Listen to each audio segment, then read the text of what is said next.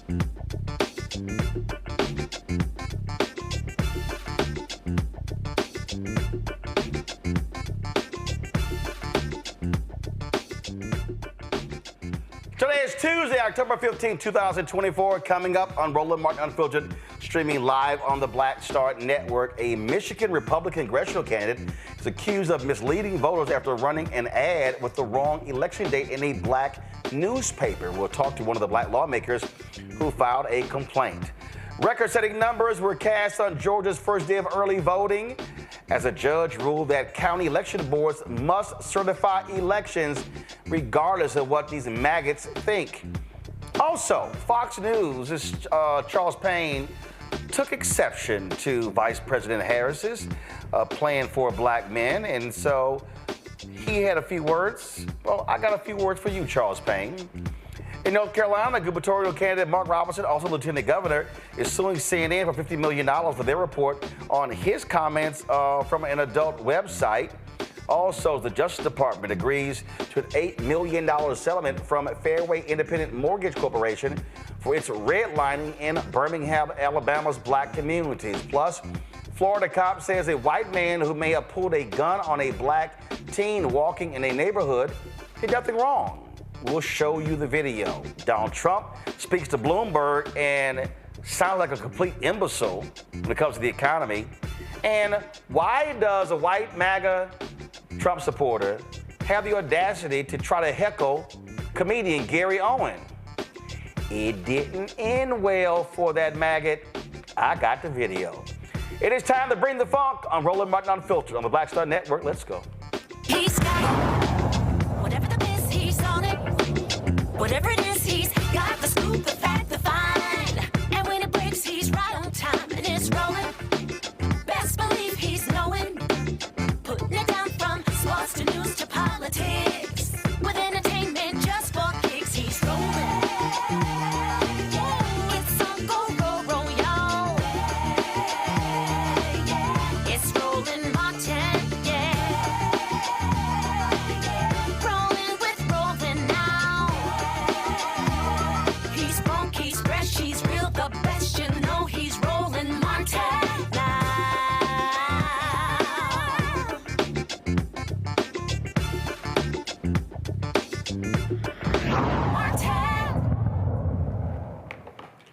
Folks, in Michigan, black lawmakers filed a complaint about an ad targeting black voters from a Michigan Republican running for Congress.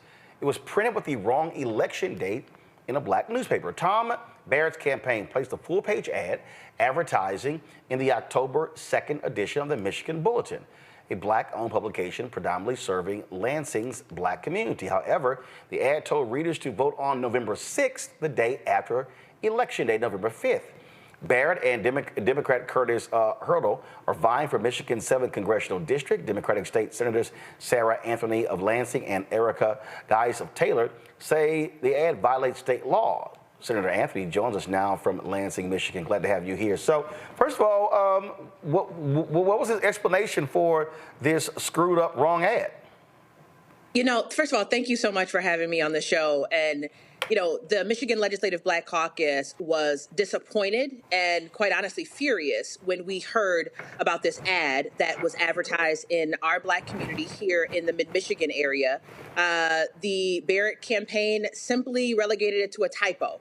But anyone that is running for Congress, which is a very high office here in the country, should be able to proofread. But the amount of sloppiness and, in our opinion, intentionality behind the misinformation related to this ad has just sent shockwaves throughout the black community in Michigan's capital city. I'm the first black woman to lead in this role in the Michigan Senate. And so when we hear about these incidences of voter suppression, the Michigan Legislative Black Caucus has to act. And so we've been disappointed, but also very frustrated. Any apology from him, or is it just, oh, well? I mean, you know the game, right? It's business as usual. That it is, oh, well, it is, oh, it was just a typo. We've even heard reports of them saying, well, the black newspaper should have edited it. They should have corrected it. Now, keep in mind, in the same vein, the same exact timeline. Okay, first of all, let me just say this right now. As somebody who's run 3 black newspapers, sales departments don't edit ads. That's right. That's right. That's right. And keep in mind, in a majority white paper, a mainstream paper here in mid-Michigan, they happen to have the identical ad, but with the correct date. Wow. So, I mean, so this, wow. This same ad? Same ad, right? Same ad, same graphics, just happen to have a different date. I mean, this is literally the equivalent of playing in our faces. And so the Michigan Legislative Black Caucus took action. We contacted the Attorney General, and just today, they instructed the Barrett campaign to cease and desist.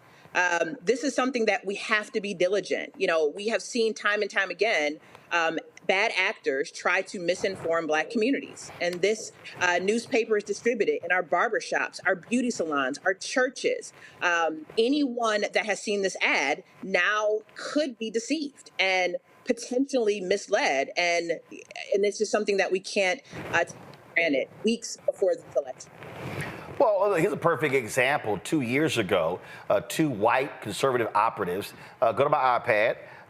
They ran a voter suppression scheme, and they actually were sentenced. Jacob Wohl and Jack Berkman have placed some 85,000 robocalls to voters in Michigan, New York, Pennsylvania, Illinois, and Ohio, telling them that voting by mail would risk, quote, giving your private information to the man.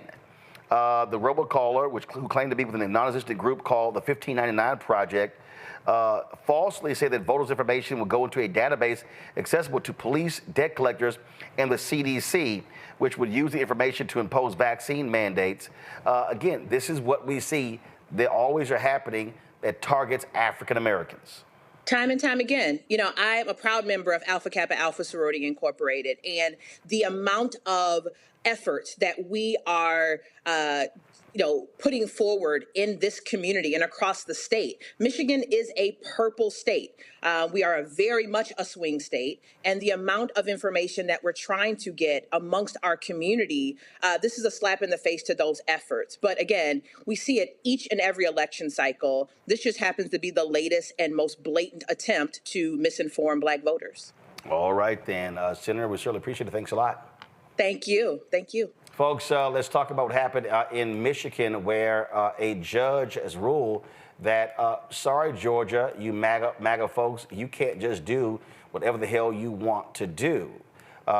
This ruling by Robert McBurney rejected an appeal by a sitting county co-superintendent of elections to delay or refuse finalizing results based on the suspicion of fraud or a discount. The lawsuit that brought McBurney's response was initially filed by Fulton County Election Board member Judy Adams, who voted against certifying the most recent primary election in Fulton County. In his order, McBurney said Georgia's election codes and laws are designed to ensure fair and orderly elections, but some election officials are working against that outcome. Now, in Georgia, folks stood in line in Metro Atlanta to cast their ballots for the presidential election. Preliminary numbers indicate Georgia is going to break their first day early voting record with about 72,000 people casting ballots by mid-morning. That number has been growing and growing. It's now more than 250,000.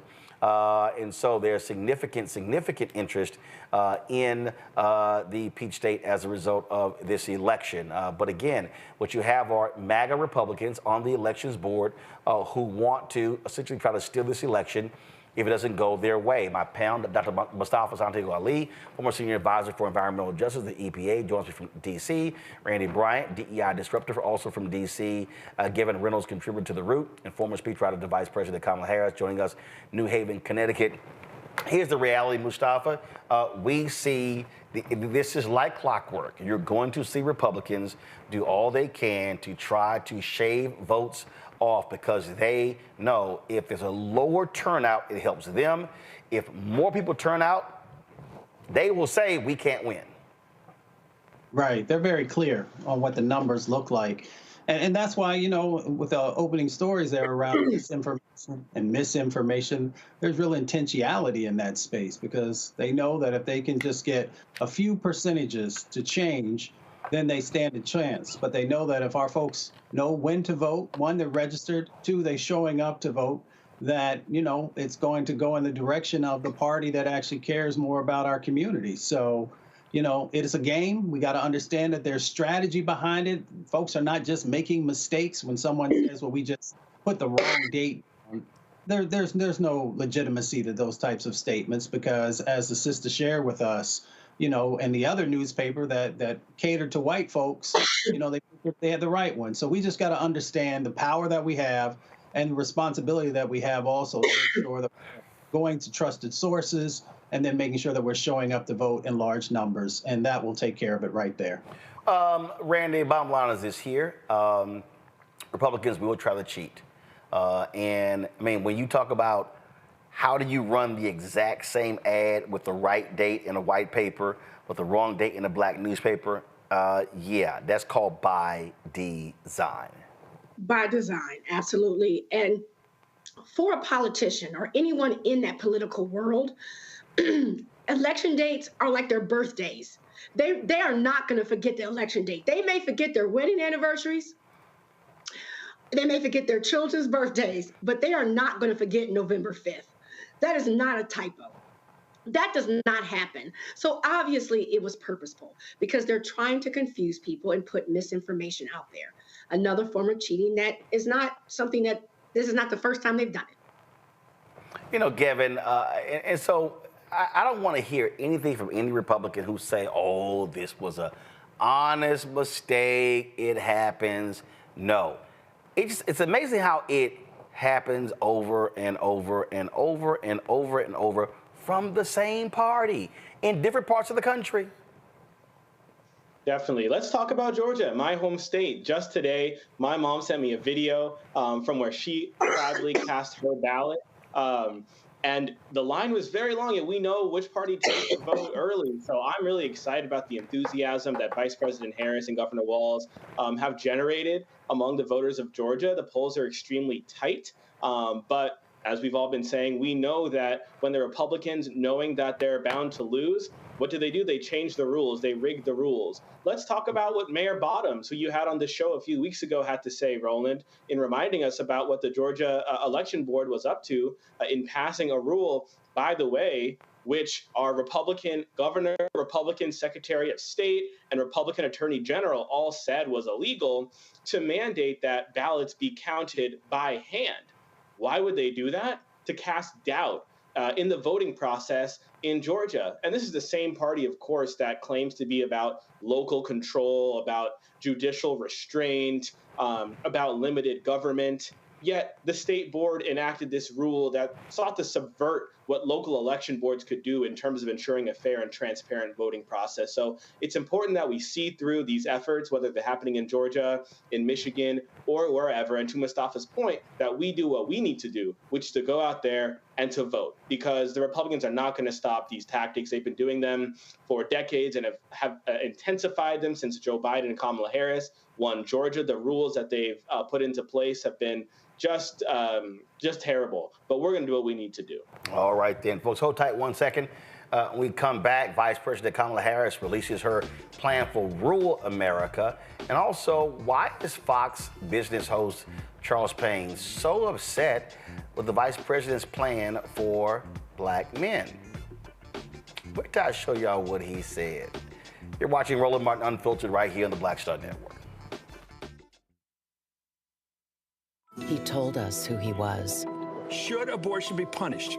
There has to be some form of punishment. Then he showed us. For 54 years, they were trying to get Roe v. Wade terminated, and I did it, and I'm proud to have done it.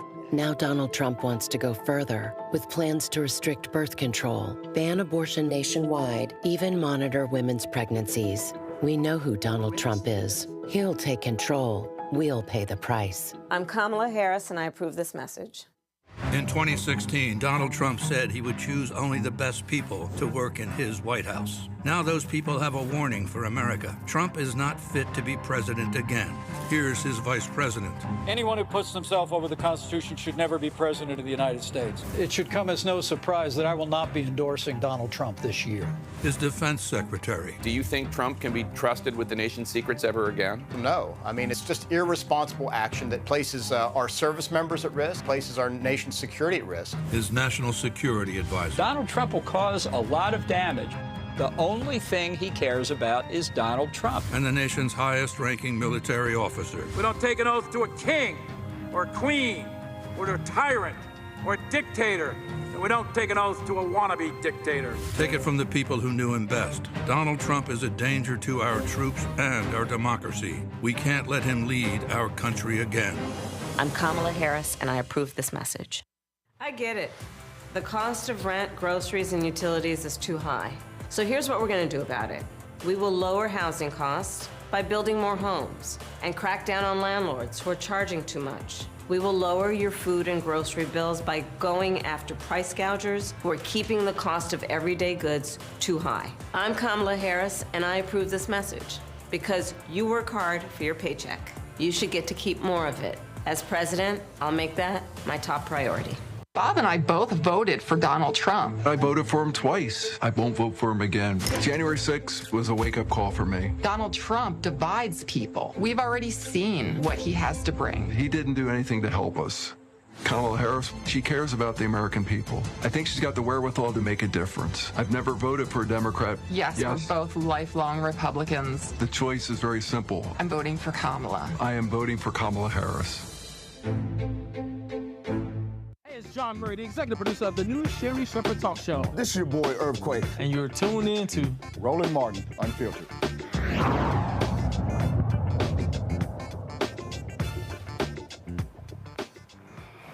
All right, folks, so you can always count on folk just throwing all kind of silly stuff out. So you got these people whining and complaining after Vice President Kamala Harris released her black agenda. You got some people saying, oh my God, it's not detailed enough, it's not specific enough, it didn't mention this, didn't mention that, it doesn't have this. You know, when you ask these people, well, can you please tell me specifically what it is you want them to deal with? They actually can't answer the question with any detail. So y'all know I don't watch Fox News because I like my brain cells. So I came across this video on Twitter, which I found to be baffling. And I really have no idea what the hell Charles Payne is talking about in this segment.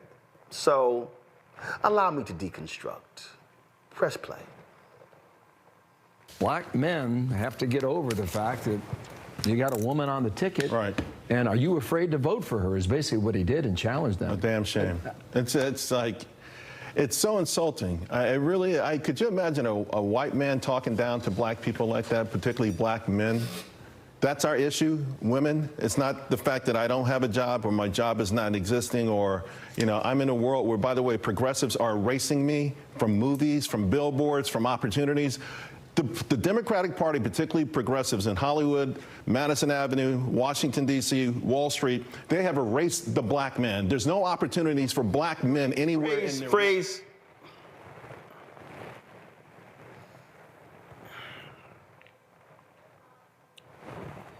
He just said Hollywood, progressives in Hollywood, Wall Street, all these places are erasing black men.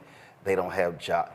Charles, you're on Fox Business. You're supposed to be a business anchor.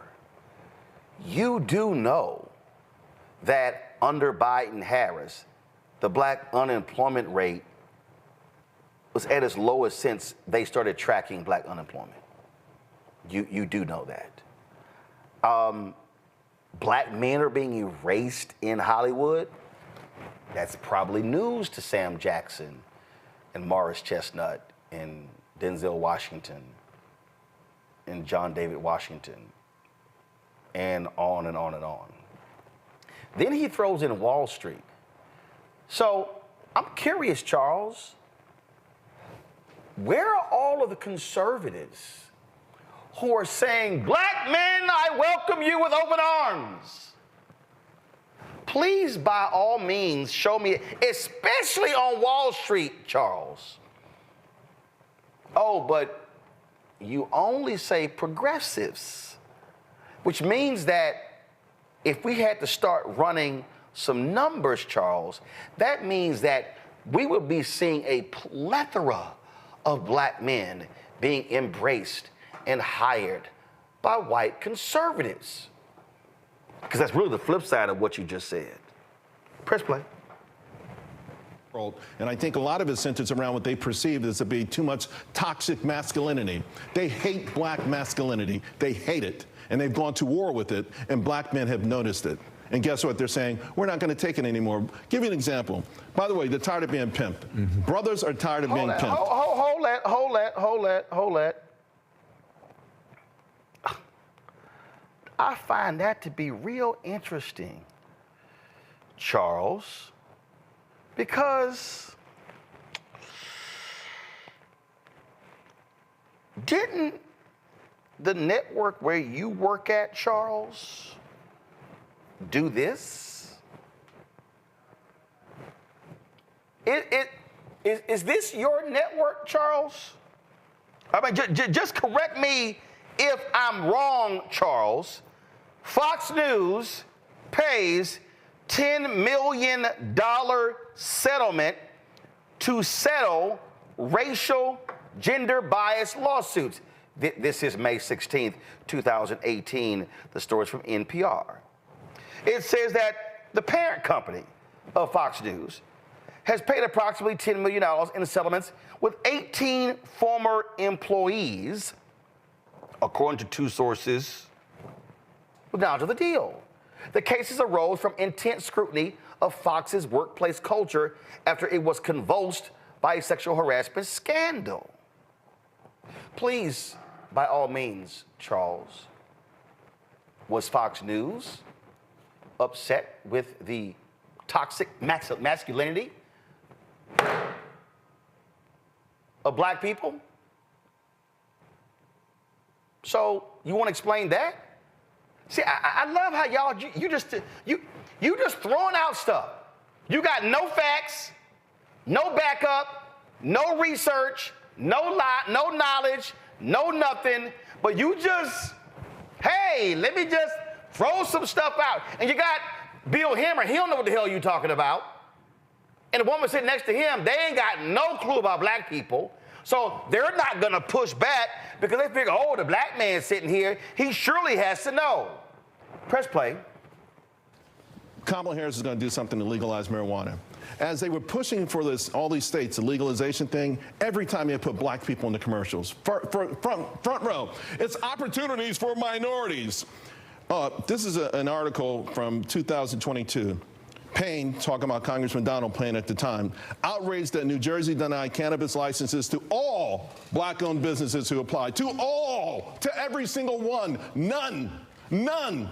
But they had the ads, black kids and black people making money from this. But when it came through, they gave them zero.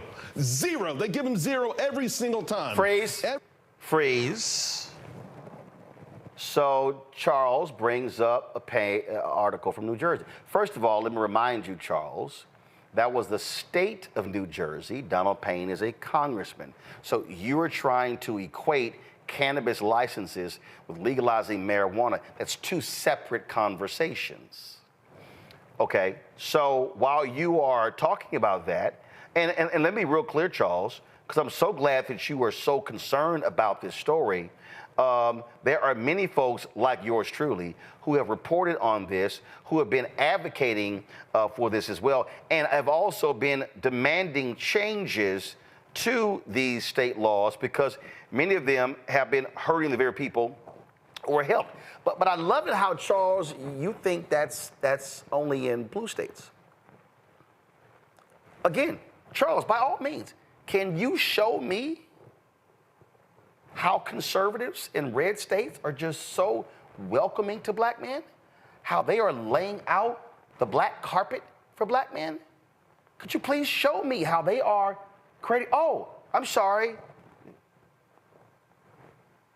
it's your guy with the lawsuits that target the Fearless Fund. It's conservative lawyers and conservative attorney generals.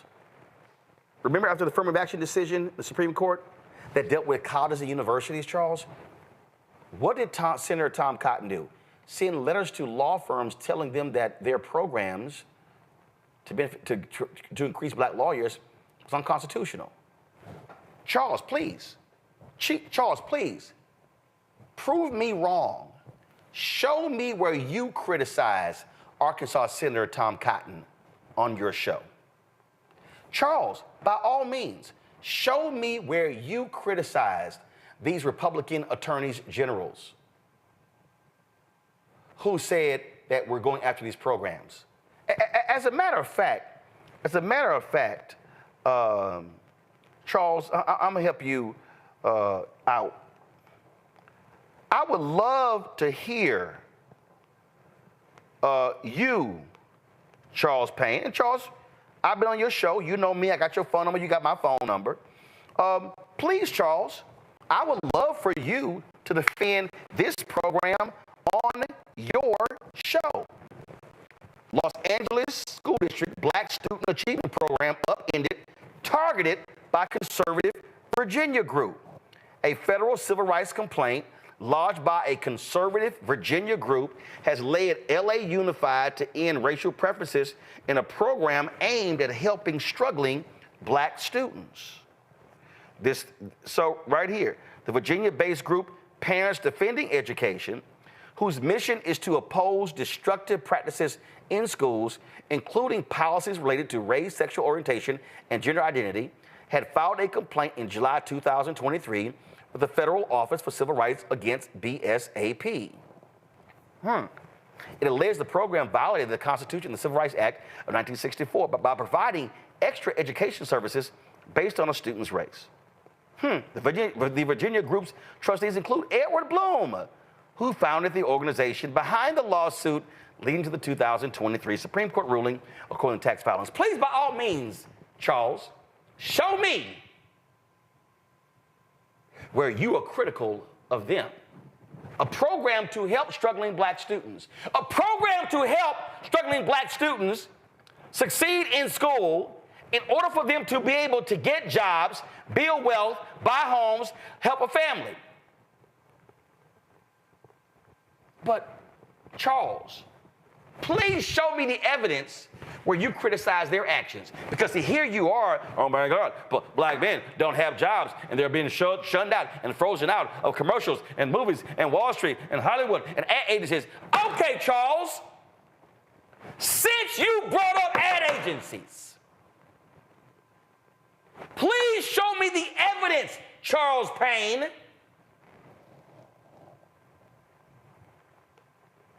of you standing up and calling out these lily white ad agencies. Please show me the evidence. Here's an article, July 20th, 2023, Ad Age. Agencies owned or run by white execs jumps to 90%. Survey shows diversity actually worsened in some areas, such as creative last year. Charles Payne, show me the evidence where you went on Fox Business, on the show that you anchor, and called out these agencies. And if you did, great. But if you didn't, how are you going to raise the issue in opposition to the vice president's plan, but you didn't say nothing right here? Go ahead, press play. Every single time, and guess what? Black men are waking up. They're not wanted in the white progressive world. They're not wanted, and they're waking up to this and they're pushing back. Wow. Do you think that they... Hold up, put that on pause. See, I already showed y'all. Hell, Charles, black men weren't even wanted at Fox News. See, I love how you Black men not wanted in the progressive world. Really? Okay, Charles. I dare you to do this, Charles. I dare you to run the numbers. See how many black men work for Republican United States senators.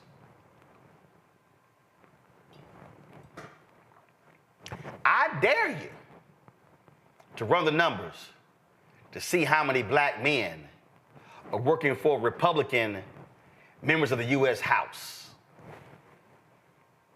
See, she got all this smoke for progressives. Okay, I dare you, Charles, on your show on Fox Business to show the same righteous indignation on the Republican side. But you and I know you ain't gonna do that.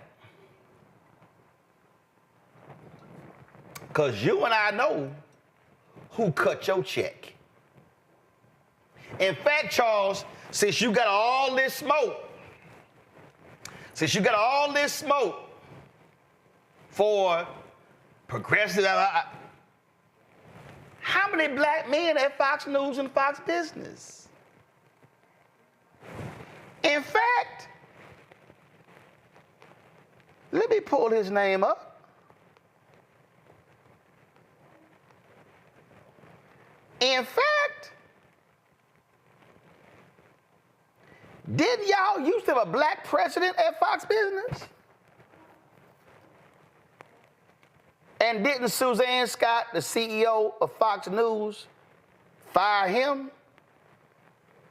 So please tell me, Charles, how welcoming is your network? Matter of fact, Charles, see, I love it when you start saying stuff like this here. Because, Charles, don't you work for the same man who screwed over Keenan Ivory Wayans and the Wayans family when it came to In Living Color?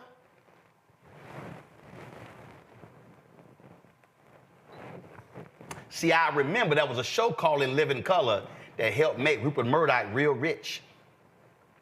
And I remember when Fox launched the FX cable network and y'all started running reruns of In Living Color on the network, and that cost Keenan Ivory Wayans millions of dollars in residuals in the syndication market. And that's when Keenan Ivory Wayans and the Wayans family quit the show, and y'all tried to keep it going, but you couldn't do it without the brilliance of the Wayans family. So you tell me, Charles, you ever brought that up to Rupert Murdoch? You ever raised that with the Fox Entertainment executives? Now, I know Rupert sold Fox Entertainment, sold it over to Disney. But since you want to talk about how progressives or don't like black toxic masculinity and they don't want to support black men, they ain't helping black men, your boss did that. Your boss, yes, your big boss, Rupert Murdoch, screwed over a black man named Keenan Ivory Wayans out of millions of dollars by running episodes of In Living Color on his cable network, thus cheating Keenan out of millions upon millions of dollars he could have made in the syndication market.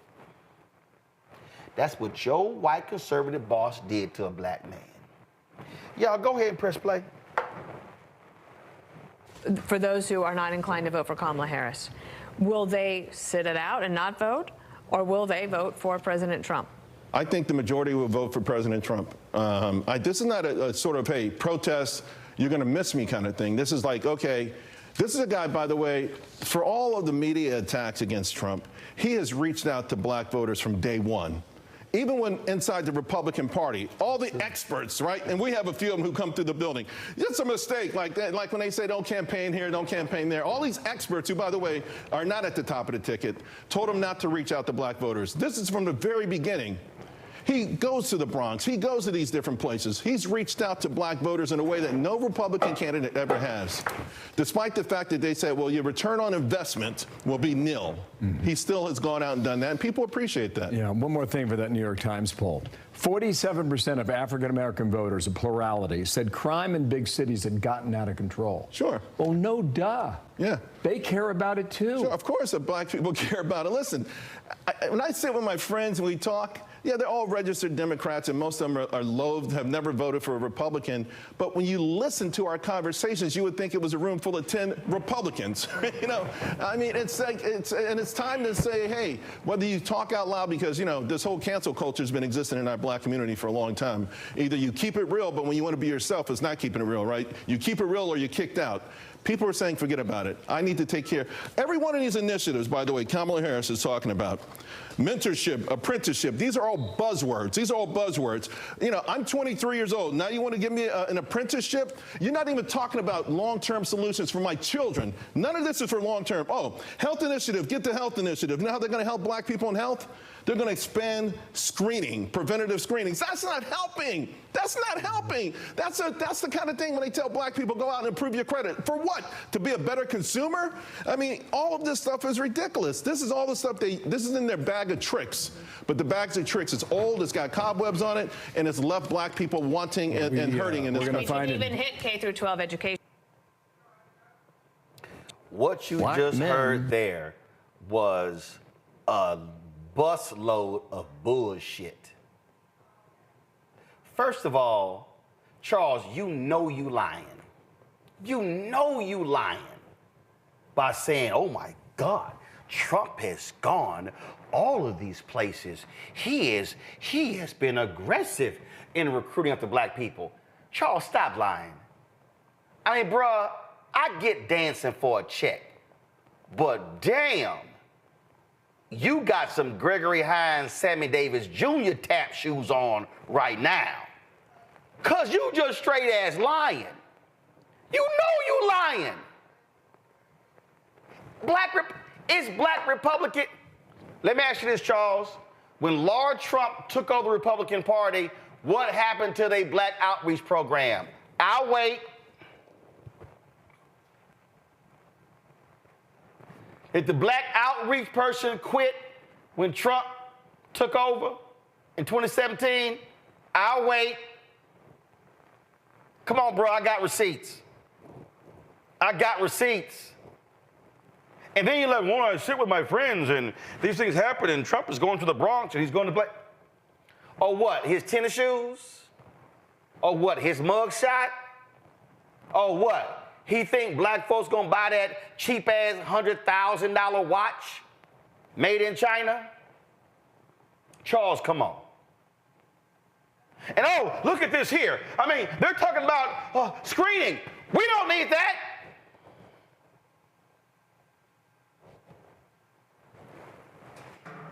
We don't need screening. We don't need screening for prostate cancer. We don't need screening for glaucoma. We don't need screening. What the hell are you talking about? Charles, in fact, your man Trump opposed the Affordable Care Act. Oh my God, they ain't done nothing for black. Okay, Charles, when did Trump announce his platinum plan?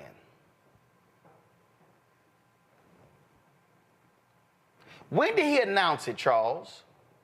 In October of 2020. Oh, so you're criticizing Harris for announcing a plan in October 2024. But you lauded his plan, right? When the last time you heard him talking about his plan? When the last time you heard him break down his plan, Charles? Again, I just want to know. See, Charles, when you also said, they've done nothing for black people. Black men are like, no, they don't. Look at this. They got mentoring, and they got this, and they got, Oh my goodness. And they got this, and I don't know why they got all these things. Go to my iPad. All I'm gonna do is scroll. Did any of this stuff happen, Charles Payne? Let me ask you this, Charles Payne. Did you cover any of this on your show? Charles Payne, have you had the head of the SBA on talking about them growing Black American business ownership at the fastest rate over 3 decades? You have a business show. They tripled the number of SBA-backed loans to Black-owned businesses. Charles, you have a business show. Awarded a record $10 billion in federal contracts to Black-owned small businesses in 2023. Charles, you got a business show. You could cover all these things, Charles. I have. Charles, they've invested $17 billion in HBCUs. Charles, have you covered this on your show? Pell Grants, $170 billion in student loan debt. Charles, have you covered on your show them rooting out racial bias in home appraisals, closing the Black-white home valuation disparity gap by 40%? Charles, you have a show. Have you covered any of this? Have you discussed on your show, Charles, that Black wealth, even after adjusting for inflation, is up 60% relative to pre-pandemic levels, the largest increase on record? Charles, have you covered any of this on your show? I'm just curious. I'm just curious, Charles. See, again, I love it. And let me just keep going. Let me just keep going. See, Charles, I'm doing the work for you. I'm doing the work for you. As a matter of fact, Charles, I might text this to you. So you can have it in your bookers. Charles, I dare you to have this on your show. Oh, I'm sorry, Charles. So you have a business show. Charles, are you aware that today the Biden-Harris Department of Justice and the Consumer Financial Protection Bureau penalized Fairway Independent Mortgage Corporation for redlining in Black neighborhoods in Birmingham, Alabama? They alleged that Fairway illegally redlined Black neighborhoods, including through its marketing and sales actions. Charles, are they progressive? Are they conservative? Fairway's actions discourage people from applying for mortgage loans in the Birmingham metropolitan area's Black neighborhoods. If this decision is ended by the court, the settlement announced today will require Fairway to pay a $1.9 million civil penalty to the CFPB's Evictors Relief Fund. Fairway would also be required to provide $7 million for a loan subsidy program to offer affordable home purchase, refinance, and home improvement loans in majority Black neighborhoods. Let me also help you here, Charles. An analysis of this, Charles, indicates that as a result of this decision, first of all, let me help you out, Charles. And again, Charles, please, by all means, call the DOJ. Have them on to discuss this. The Biden-Harris Department of Justice, in 3 years, has achieved $150 million in mortgage relief as a result of these settlements.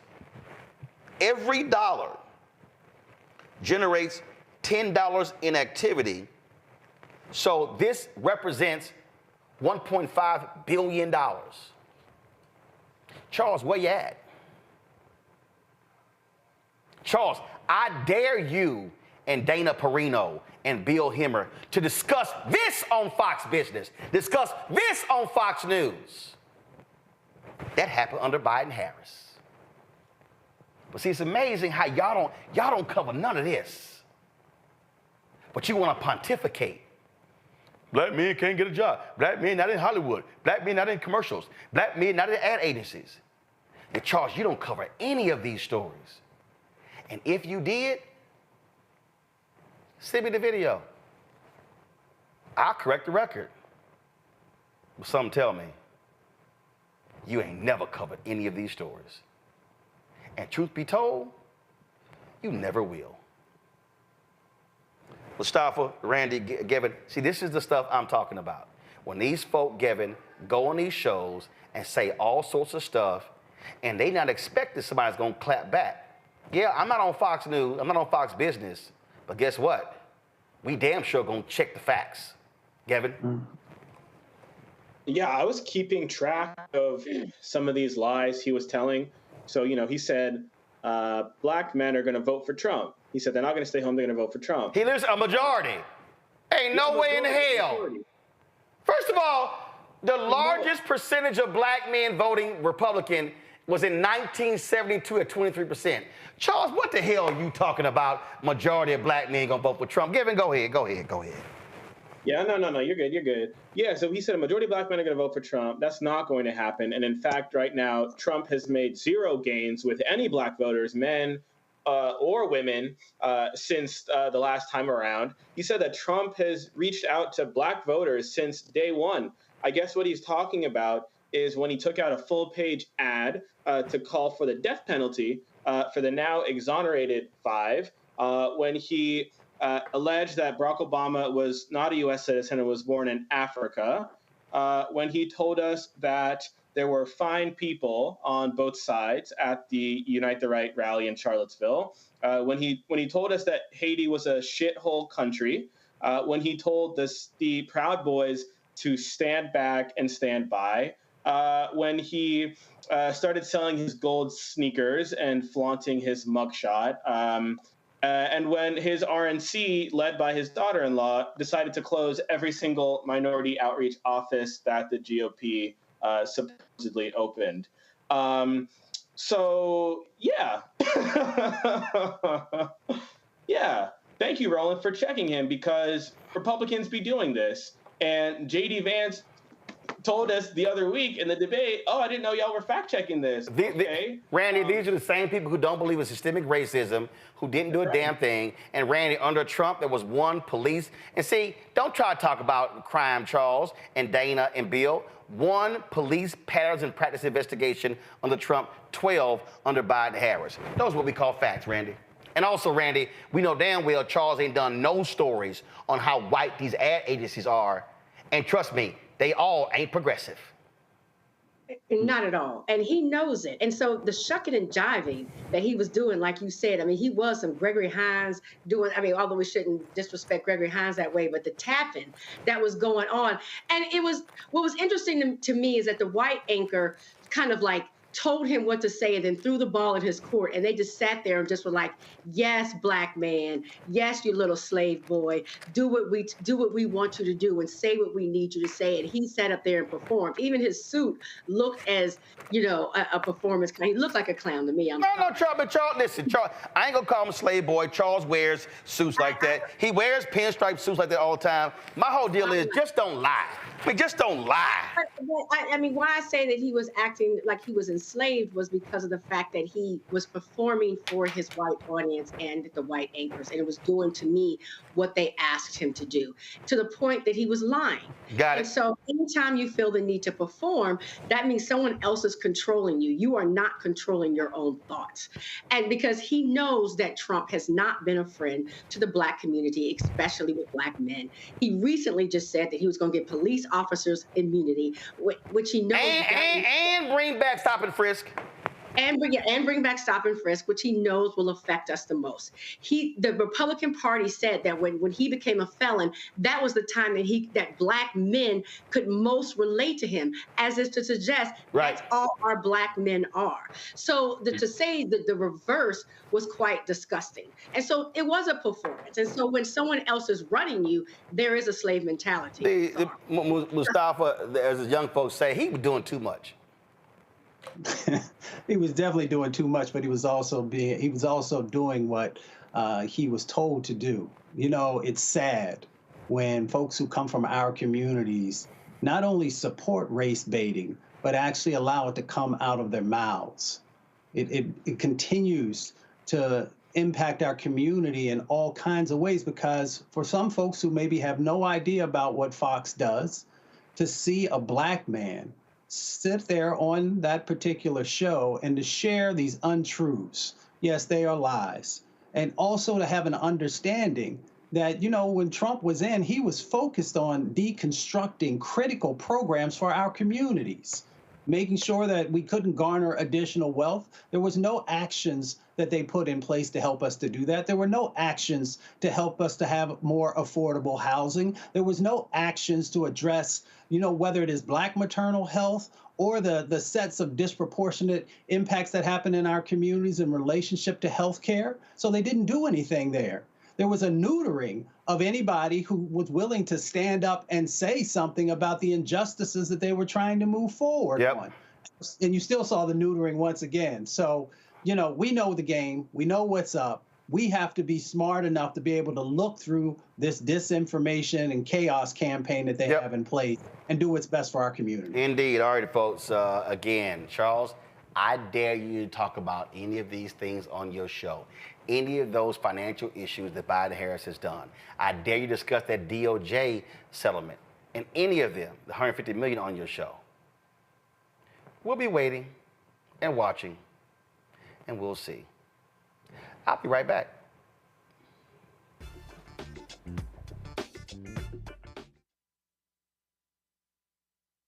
IVF is a miracle for us because it allowed us to have our family. After having my daughter, I wanted more children, but my embryo transfer was canceled 8 days before the procedure. Donald Trump overturning Roe v. Wade stopped us from growing the family that we wanted. I don't want politicians telling me how or when I can have a baby. We need a president that will protect our rights, and that's Kamala Harris. I'm Kamala Harris, and I approve this message. Of 100 Republicans who worked in national security for Presidents Reagan, both Bushes, and for President Trump, now endorsing Harris for president. She came up as a prosecutor, an attorney general, into the Senate. She has the kind of character that's going to be necessary in the presidency. Vice President Harris is standing in the breach at a critical moment in our nation's history. We have a shared commitment as Americans to do what's right for this country. This year, I am proudly casting my vote for Vice President Kamala Harris. Former generals, secretaries of defense, secretaries of the Army, Navy, and Air Force, CIA directors, and National Security Council leaders under Democratic and Republican presidents, Republican members of Congress, and even former Trump administration officials agree there's only one candidate fit to lead our nation, and that's Kamala Harris. I'm Kamala Harris, and I approve this message. Kamala Harris has never backed down from a challenge. She put cartel members and drug traffickers behind bars, and she will secure our border. Here's her plan. Hire thousands more border agents, enforce the law and step up technology, and stop fentanyl smuggling and human trafficking. We need a leader with a real plan to fix the border, and that's Kamala Harris. I'm Kamala Harris, and I approve this message. Here's a 78-year-old billionaire who has not stopped whining about his problems. Oh, she had a big crowd. Oh, the crowd. This weird obsession with crowd sizes. It just goes on and on and on.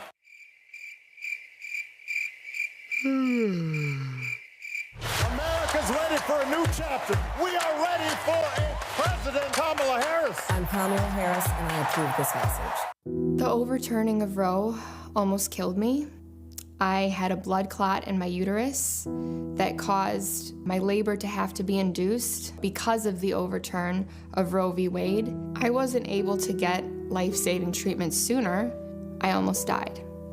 And that's because of the decision that Donald Trump made. I was able to get Roe v. Wade terminated, and I'm proud to have done it. The doctors and nurses were afraid that if they treated me in the incorrect way, that they would be prosecuted for that. And that's appalling. Donald Trump says that women should be punished. Do you believe in punishment for abortion? There has to be some form of punishment. For the woman? Yeah. I believe that women should have reproductive freedom to make the choices about their own bodies. 4 more years of Donald Trump means that women's rights will continue to be taken away one by one by one by one. This has to stop because women are dying. I'm Kamala Harris, and I approve this message. The overturning of Roe almost killed me. I had a blood clot in my uterus that caused my labor to have to be induced because of the overturn of Roe v. Wade. I wasn't able to get life-saving treatment sooner. I almost died. And that's because of the decision that Donald Trump made. I was able to get Roe v. Wade terminated, and I'm proud to have done it. The doctors and nurses were afraid that if they treated me in the incorrect way, that they would be prosecuted for that. And that's appalling. Donald Trump says that women should be punished. Do you believe in punishment for abortion? There has to be some form of punishment for the woman. Yeah. I believe that women should have reproductive freedom to make the choices about their own bodies. 4 more years of Donald Trump means that women's rights will continue to be taken away one by one by one by one. This has to stop because women are dying. I'm Kamala Harris, and I approve this message.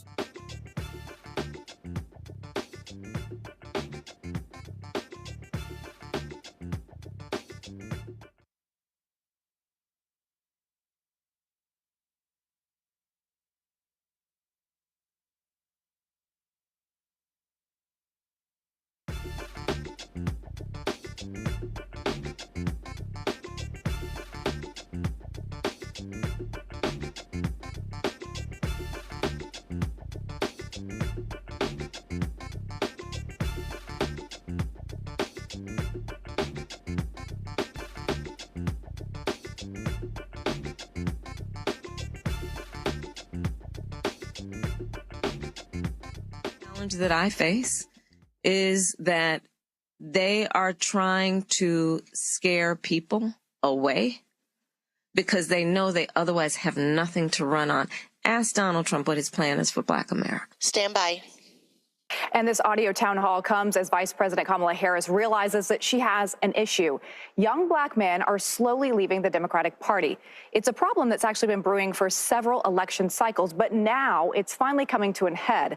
And I had an opportunity to speak with many of those men while traveling the country over the past few months, asking them what they want from a presidential candidate and what they're looking for right now. Here's a part of those conversations. Why do you think that more Black men don't vote? They don't see things changing. They feel like some may feel like it's a waste of time. The scales are definitely unbalanced when it comes to the Black community and everybody else. You have to look at what the majority needs. You know, what we want in the Black community and what's going to help us. You want to see them in your community? I want to see them in my community. Talking to people like you? Yes, I want to see them talking to people like me. When I'm talking to young, especially young men, nobody has talked to them about the importance of what we're doing. And they can't believe. They said, nobody never asked them to come vote. All right, so in an effort to course correct here, Vice President Kamala Harris has rolled out a new economic plan created specifically towards Black men. She's calling it her opportunity agenda for Black men, and it can be broken down into 4 major categories here. So let's go through a few of those. Ensuring that Black men can build wealth and achieve economic success, lower cost, access to high-quality, affordable health care, and the fight to protect the legal rights of Black men. The plan is extensive. It's full of promises, but here are just a few of the really important items that stuck out to us. She claims that she'll provide 1 million loans to Black entrepreneurs that will be fully forgivable up to $20,000. Also, a tax cut for Black men in lower wage jobs by increasing the earned income of tax credit maximums of $1,500 and legalizing marijuana nationally in an effort to make it easier for Black men to actually enter the cannabis business and helping Black men provide care for their aging parents. All right, so let's discuss this a little further. I want to bring in former NFL player and turned federal commissioner Jack Brewer, who also runs a nonprofit that helps Black men across the country, and Roland Martin. He's the author of White Fear and the host of Roland Martin Unfiltered. Gentlemen, welcome to the show. Okay, a lot of people that I've been talking to on the road for a long time have known that this was an issue, and they were wanting to see how the Harris campaign was going to address it. We don't have time to go through all the aspects of her plan, but it's very broad. It's kind of a grab bag, it feels like, in some ways. Everything from helping Black farmers, access to cryptocurrency, internet access, more jobs for teachers, so many things. I could keep going here. It's quite extensive. But Roland, I'll start with you here at the end of the day. Is this too little, too late? Is it believable that she actually has a plan to help Black men?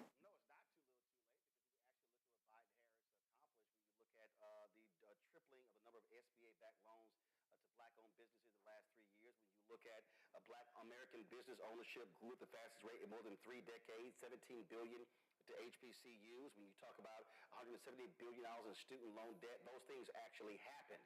Also, 400,000 black children taken out of poverty as a result of changes to the SNAP program. Now, that has to continue. When you talk about money to black farmers, again, that actually happened under Biden-Harris, but then you had Stephen Miller, Donald Trump's right-hand man, who sued to stop that from actually happening. Mostly white farmers got $25 billion under Trump. Black farmers and Hispanic farmers were left out. And so the reality is those things can actually happen. They've done things in the last 3.5 years. She's saying let's build on what we've already done. You know, the thing is, though, Jack, at the end of the day, from many of the men I've talked to, they don't feel heard, they don't feel seen, they don't feel like the Democratic Party has been doing those things that Kamala is talking about. So are they going to be convinced that she is the future, that she can change? Because they're saying what they're seeing right now they don't really like. That's why they're leaving. Not at all, and Roland knows that. I mean, Kamala Harris is focused on every other demographic other than black men. I mean, just look, our reading and math proficiency levels all across every major city. Our kids can hardly read and write. Look at the reading and math proficiency levels. Look at our economy.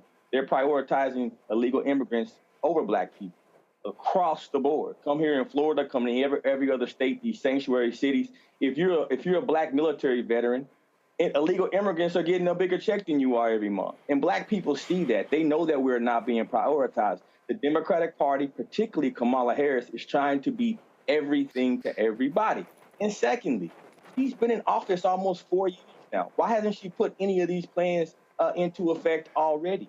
She hasn't. She's not going to do it because right now she's pandering to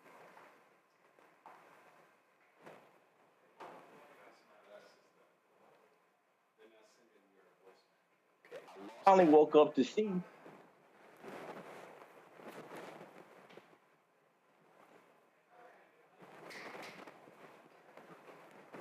masses.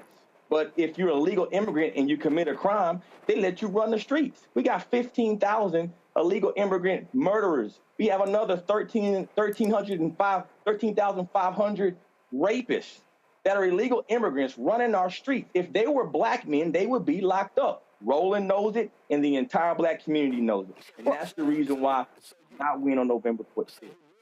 But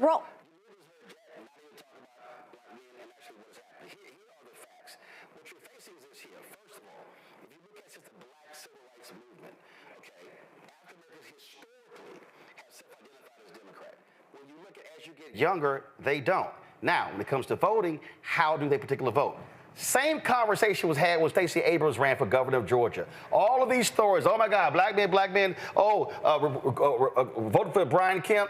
What actually happened? It didn't happen. Let me tell you right now, you think people are talking about this, but it's not going to happen at all? I'm sorry. So what about the people that come out and say that they're frustrated? What about them? You've talked to a few black men. I'm literally in 4 black male, I'm in 4 black male organizations. 55,000 black men I win with Black Men Call. I have 1.42 million YouTube subscribers, 65% are black men. I think I know what I'm talking about because of black men. What you're finding is, isn't that just a moot point? Isn't this a waste of our time if there's not a problem? If it's not a problem, why would Trump launch a platinum plan? It's called you're appealing to demographics. Politics is about appealing to multiple demos. Guess what? Today, Harris released a rural plan for America. You have plans targeting women. You have plans targeting inner cities, targeting rural, targeting business owners, targeting men, targeting women. That's across the board. The reality is this here. The problem for Republicans is black men vote for Republicans at the smallest group out of all men in America. Black men are the second largest voters for Democrats. What is required here is for Democrats to not only speak to the issues, but yes, also deliver and also explain when you do. Today, the Department of Justice settled against a bank in Birmingham, Alabama that committed redlining against black communities. And that money right there, they have to create a $7 million loan to provide loans to black people in Birmingham, Alabama. Okay, are you discussing that story? Is that impacting black men in Birmingham? It absolutely is. That was announced just today. So the things are happening. So I actually cover what happens as opposed to a lot of fictitious stuff that Jack is sitting here speaking. This happened today. This happened. Kamala rolled out this plan today, and she talked to Charlamagne the God today. Obviously, we have Obama out on the campaign trail. Jack, let me get you in here because this is also a generational thing. It's not all black men. It's mostly younger black men who don't feel as loyal to the Democratic Party. So I'm hearing. What are you hearing? So they haven't been brainwashed by their grandparents because they realize that times have changed. The Democratic Party has changed. Listen, Roland, I got over 2,000 black men in my prison programs. I employ 80% of my staff. Wants to put more in prison. I see what you're saying, but that's just not the reality. The fact of the matter is, if you look at unemployment and you look at Donald Trump and you look at the history, black unemployment started to go lower than ever under Donald Trump. Why? Hold up. It fell at its lowest point under Biden-Harris. So if you want to talk about the impact on black America, talk about inflation doubling. You don't think that's impacting black and brown people who have to go to the grocery store? Now, let me finish, Roland. I did not interrupt you, brother. You don't. The floor is mine now. I gave it to you, and I was respectful with that. Now you're gonna listen to me. The fact of the matter is, black and brown people have to go to the grocery store, and that's what they're feeling right now. These young black men realize they went to these schools. We're sticking our black men into these public schools that are broken and not working, and they can't. They got to take on massive debt. We don't need debt relief. We need education from kindergarten through 12th grade. We need our black schools to work again. We don't need places like Baltimore that have 38 schools where black kids are not proficient in reading and math. LA, 75% of black kids that graduated in LA are not proficient in reading and math. If you go to Detroit, Michigan, fourth graders, 85% of fourth graders in Detroit, Michigan, not efficient in reading and math.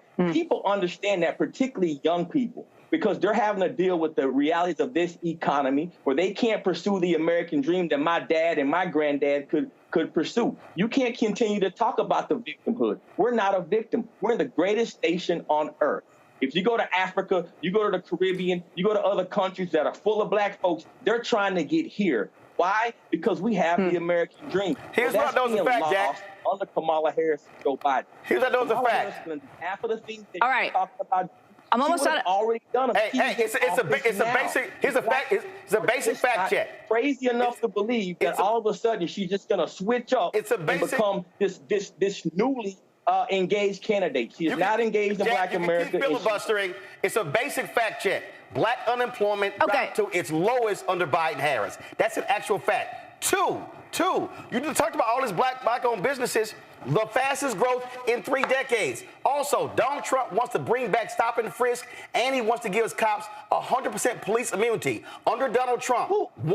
stop and frisk because illegal immigrants are raping and killing people in the street. 96% of black men... I got to jump in here. Come on, Jack. The illegal immigrants that are taking over our community. Jack. All right, guys, I got to jump in here. This is an interesting conversation because at the end of the day, I have 2 black men who vehemently disagree with each other. And I think it's interesting that I have black men out in the community who say people aren't listening to them at the end of the day. We'll see if Kamala Harris is town hall with Charlamagne the God and, Magic Johnson coming out with her can shift here. But we'll continue this conversation. It's a good conversation. Jack Brewer, Ronald Martin, thank you so much. Jack some money. Trump ain't getting 20% of the black male vote.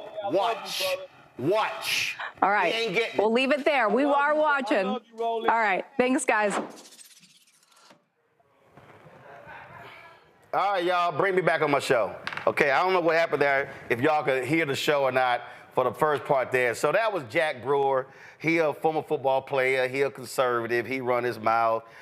He out here talking about Trump gonna get the black vote. Y'all know damn well Trump ain't getting the black male vote. Okay, and I love it. I love it how these people act like Trump didn't say out of his own mouth he wants to give cops 100% immunity. I love it how they say that he didn't really say stop and frisk. For Donald Trump, there was one police patterns and practice investigation. 1 in 4 years. 12 under Biden-Harris. Just Gavin, Mustafa, Randy. Can y'all tell me? I'm just gonna deal with environment.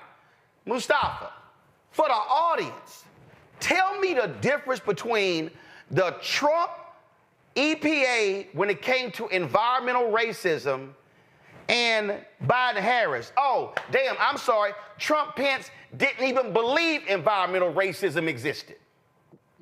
Well, that in itself says a lot, that they didn't even admit that it happens inside of our communities.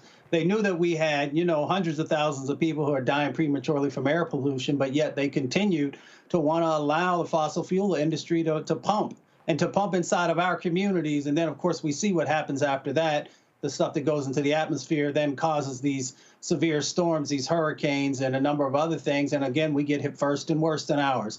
When it came to the opportunity to actually address what was going on in Flint, Michigan, and other communities in relationship to lead and the poisoning of our children, once again, they dragged their feet and they did not make definitive actions. But the Biden-Harris administration has. They've changed out a whole bunch of pipes that are there. You look at the water quality issues and the crumbling infrastructure inside of Black communities. Once again, they had an opportunity to be able to address that, but they decided to redirect resources to other communities that weren't as needed. So you can go down the laundry list of things if you want to talk about public health in relationship to Black folks, if you want to talk about the impacts that are happening from environmental racism, if you want to talk about stopping job creation of a green economy that could lift Black people up, both with business ownership and addressing these health impacts inside of our communities, they said nay to all of those.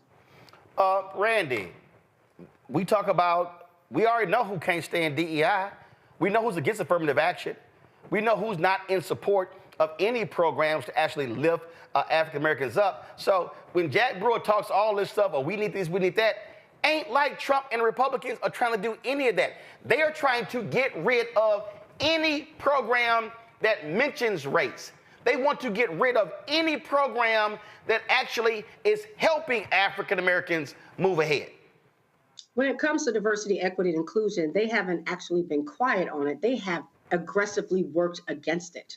As we know from the Supreme Court ruling that essentially said that race is not an issue in this country whatsoever. They try to act as if we are on a level playing field, as if we have not been held back by 400 years, as if there was never this period where as if we were always able to get the same amount of jobs, as if there's still not discrepancy in how much that we're paid compared to what a white male is paid or white people are paid. They have created where it is illegal in certain areas to even use the word DEI or talk about diversity. So, the fact that they would try to suggest that Republicans and Trump specifically has been pro-Black is quite disgusting. He has done everything in his power to ensure, and if this Project 2025 goes forward, it's very clear that never will the voices of Black people or our history here in America ever be considered. Gavin, listen, I'm real clear on what Democrats need to do, how they must communicate, how they must deliver. I'm also clear on how Republicans are absolutely, positively, undeniably anti-Black. Yeah, Republicans are completely clueless. I mean, they could at least try to hide their anti-Blackness, but it just goes to show how anti-Black they truly are, that they truly can't even hide it. And I want to add one thing to each of the prior two answers on environmental racism. It's not even just that they don't believe that environmental racism is an issue. They think climate change as an issue is a hoax. And it isn't just that they don't think race is not an issue. They actually think that white people are the victims of anti-white racism. So when you talk about the Republican Party being anti-Black, they're saying the quiet parts out loud, and they're not even making an effort to obfuscate or hide the anti-Blackness that they have inside of them.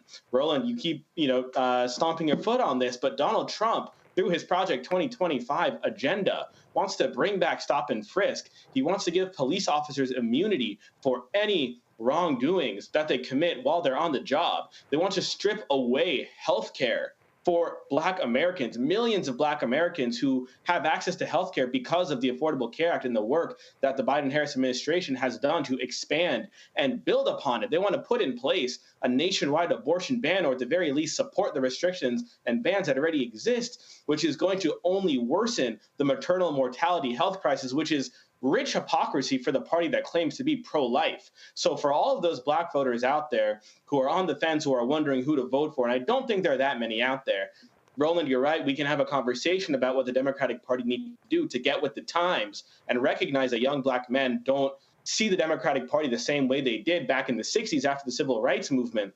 But I really don't think there are that many Black voters out there who are honestly deciding whether or not Kamala Harris or Donald Trump is for their best interests. But it's all because the Republican Party doesn't even try to hide their anti-white racism anymore. Absolutely. And if you want to understand, again, how these white men out here are thinking, you look at the International Association of Firefighters. They have endorsed a Democrat, I think going back to every election since 1960. The two elections where they did not endorse, both happened to be when women are at the top of the ticket. Hillary Clinton, as well as now Kamala Harris. So the California firefighters broke ranks with the international organization, endorsed Harris. The Michigan, now check this out. The Michigan firefighters, they're not endorsing. So y'all gonna love this one here. After 10 days of discussion, the Michigan Firefighters Union ultimately decided to stick with the International Association of Firefighters non-endorsement on October 3rd. The original decision blindsided the Harris campaign officials who thought they were close to clinching the coveted support. We are following the IAFF recommendations on the presidential election, Matt Serra, who heads the Michigan Firefighters Union, told Politico. However, we have made it clear to our members that our executive board believes Harris is the best choice for supporting our labor issues. Now, isn't this amazing, Randy, that you have the most pro-union administration in more than 50 years in Biden-Harris? And the Teamsters and the firefighters, they stood with Biden, but now that Harris is a nominee, no, we're not endorsing in the race. Did they miss the Biden-Harris part? Or did they miss the Harris part of Biden-Harris? And so if you want to see how, and look, firefighters, Teamsters, we talking white men. Right. And misogyny is real. And so to put a Black woman in charge, some people cannot embrace that concept. And so, even with the announcement, how they say, in some ways we really respect the things that have been done, but we're not going to endorse, or they won't go that far, not for a Black woman. And, and that's a real issue that the campaign is aware of, that some people are not comfortable seeing a Black woman in charge, even if the person running against her has shown to be very poorly qualified. Yeah, but look, what you're dealing with here is, again, these are white men. These are white men who are voting against their own economic interests, and that's all it boils down to. And so, yeah, they want Democrats to save their asses when it came to their pensions, but then it's kind of like, oh, yeah, but we're going to go ahead and, we're going to stand with Trump. Yeah, Roland, I just have to say one thing. It really upsets me because I see so many people saying that people like me and you are saying that people should vote for Kamala because of race, and this is not about race, and we want the best candidate. Whereas Trump's campaign is all about race. It's all about protecting whiteness. It's all about keeping white males in charge. And it's the complete opposite for us. We're just saying, yes, she happens to be Black, she happens to be a woman, and she's clearly the most qualified and best candidate. Right? She is the one who doesn't have felonies. We don't have to get into that. It's clear. But it's just so interesting that people keep trying to accuse us of making this about race, whereas Trump's entire platform is designed to protect whiteness and protect white supremacy and white males being in charge. That's what really it's about. Fundamentally, Project 2025 is a roadmap for keeping white males in charge. Kevin? And it is really sad because, you think about the agendas of these two. I agree with everything, that was just said. But, if you look at the economics of the agendas that the two candidates have put forth, truly, for a lot of blue-collar workers, let's say workers without college degrees, it's the Harris platform that would truly be best for their economic interests. If you look at the Trump side and look at what Trump has done or did when he was in office and is now calling for versus what President Biden and Vice President Harris have done, since taking office, Vice President Harris and President Biden have added 775,000 new manufacturing jobs to the economy. So you take a look at jobs and look at the number that have been created over the past nearly 4 years. Look at on healthcare, again, what the Biden-Harris administration has done to protect the Affordable Care Act, which a whole host of white men actually do benefit from. You look at the overtime rule that President Trump finagled with to prevent a whole host of union workers from getting access to many dollars that they could have had that rule gone into effect as originally designed. On every single issue, you can go down the list. If they were truly voting on what their economic best interests were, the choice wouldn't even be clear. The Harris platform is truly an opportunity economy and would benefit them significantly. But because of the sexism, because of the racism, they seem to not be able to get behind someone like Kamala Harris. Now, they might couch it in, we just see ourselves more in someone like Joe Biden, right, when he was a nominee, Scranton, Pennsylvania, all of that. But to me, those are really, it's kind of a code word, a dog whistle for, we just don't know if we're behind this woman. So I just have to call that out. Mustafa. I'm third generation union. So you all you have to do is look at it simply. Trump has spent a career in trying to deconstruct unions and to, make sure that they have no power. On the other side of the equation, you have the Biden-Harris folks who have made sure that whether it was auto workers or folks who work on the docks or a number of other positions and other sets of opportunities that are out there, that they've been supportive. They also put policies in place to help to make sure that union workers were going to continue to be able to be very fruitful. When you look at the bipartisan infrastructure bill and you look at some of the other bills that they passed, all those resources and dollars, those are about making sure that we are strengthening and rebuilding America. So if you are truly a union person, a man or woman or another part of the union family, how could you possibly not support the party or individuals that are actually standing up for you? Hey, Mustafa, listen to what Trump said. Mustafa, listen to what Trump said today at the Bloomberg Economic Q&A. This is what he actually said about auto workers.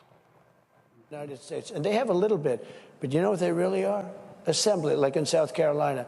But they build everything in Germany, and then they assemble it here. They get away with murder because they say, oh, yes, we're building cars. They don't build cars. They take them out of a box and they assemble them. We could have our child do it. Can we come back? The UAW posted that clip. That's what Donald Trump, we could have children assemble these cars. That's what he thinks about labor. And remind, that little firefighters thing he had in Scranton, Ohio, there were fake firefighters behind him. When he had the so-called UAW support, there were fake union workers behind him. He is a fraud. Well, he's always lied. He has always lied to union people at the moment that he needed them. You can look at how he lied to United Mine Workers, the folks who worked in the coal mines, and told them that he was going to bring it back, and it just kept continuing to fall further and further behind. You can look at the United Auto Workers and the statement that he just made today. The interesting thing about Donald Trump is that he has never truly built anything. But you have men and women who work with their hands to help to make sure that our transportation system is moving forward, but yet he will belittle them. And folks will still go out and give him their vote, even though he said to you in a very clear way that he cares nothing about you. It's not that he just doesn't care about you, because he is also impacting your children and your children's children by the decisions that he continues to make. So I never tell anybody who to vote for, but I am very curious how you allow someone who has told you that he despises you, that he doesn't see any value in you, and that you would still turn around and give that individual your vote. I'm going to go to a break and we come back. If any of y'all out there think that Donald Trump is an economic genius, wait till we come back. I'm going to show you how this fool just utterly embarrassed himself and everybody else at the Bloomberg discussion. Y'all, the clips are just unbelievable. That boy is stupid. We're going to show you some of this when we come back. Support the work that we do. Join our Bring the Funk fan club. The goal is to get 20,000 of our fans contributing on average $50 each annually. That's $4.19 a month, 13 cents a day. So please say it again. What y'all tell me? Okay, all right. See your checking money on the P.O. Box 57196, Washington, D.C., 20037-0196. Again, P.O. Box 57196. Give me 1 second. I'm just going to go ahead and pull this up, y'all. Graphics machine crashed, but it's all good because I got my own iPad. All right. PayPal, R. Martin Unfiltered. Venmo is RM Unfiltered. Zelle, Roland at RolandSMartin.com. Roland at RolandMartinUnfiltered.com. We'll be right back. Jill Stein, Green Party candidate for president. So why are Trump's close allies helping her? Stein was key to Trump's 2016 wins in battleground states. She's not sorry she helped Trump win. That's why a vote for Stein is really a vote for Trump. Jill Stein, I like her very much. You know why? She takes 100% from them. I'm Kamala Harris, and I approve this message. There's nothing socialist about Kamala Harris. Trump says Harris is a radical. I don't buy it. Conservatives have a supermajority on the Supreme Court. With a likely Republican Senate, those checks and balances will keep our country sane. If Trump wins, he could end up with total control. I'm a conservative. I don't agree with Harris on everything, but she was a tough prosecutor and she put bad guys in prison. I voted for Donald Trump 3 times. I'm voting for Kamala Harris in November. Now, I'm voting for Kamala Harris this fall. Wrongfully convicted. 5 teenagers were arrested, tried, convicted, and sent to prison. No men were exonerated. What he did to us, he tried to end us. Of course I hate these people. So-called Central Park 5. Calling for execution. And let's all hate these people. You cannot have this man go into office again. I want society to hate him. We were innocent kids. The confessions were coerced. Today, we are exonerated. That guy says he still stands by the original guilty verdict. This is about democracy being on the ballot. I have absolutely no compassion. Look at Kamala. She represents the kaleidoscope of the human family. There's something different happening in America. We will get the opportunity to build a future where we will be able to thrive and not just survive. Winners never back down from a challenge. Champions know it's any time, any place. But losers, they whine and waffle and take their ball home. Trump now refusing to debate a second time. He did terribly in the last debate. He's so easily triggered by Kamala Harris. Well, Donald, I do hope you'll reconsider to meet me on the debate stage. If you've got something to say, say it to my face. I'm Kamala Harris, and I approve this message. He told us who he was. Should abortion be punished? There has to be some form of punishment. Then he showed us. For 54 years, they were trying to get Roe v. Wade terminated, and I did it, and I'm proud to have done it. Now Donald Trump wants to go further with plans to restrict birth control, ban abortion nationwide, even monitor women's pregnancies. We know who Donald Trump is. He'll take control. We'll pay the price. I'm Kamala Harris, and I approve this message. Me, Sherry Shepard, and you know what you're watching, Roland Martin Unfiltered.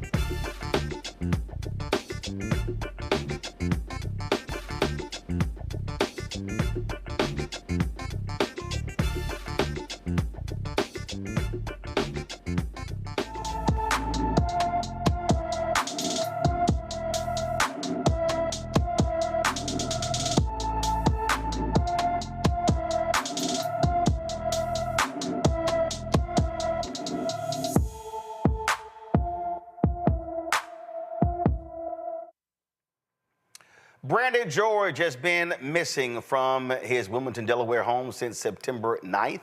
The 15-year-old is 6 feet tall, weighs 160 pounds, and has black hair and brown eyes. Anyone with information about Brandon George should call the Newcastle County, Delaware Police Department at 302-573-2800, 302-573-2800. Folks in Sarasota, Florida, say the police department there, y'all watch this up, said a crime was not committed after a black teen was harassed in his neighborhood by a white man, Stephen Caraga. The video circling on social media was recorded by the teen showing Caraga stopping, first of all, getting out of his car and questioning the young black man, the young black teen, if he belongs in the neighborhood.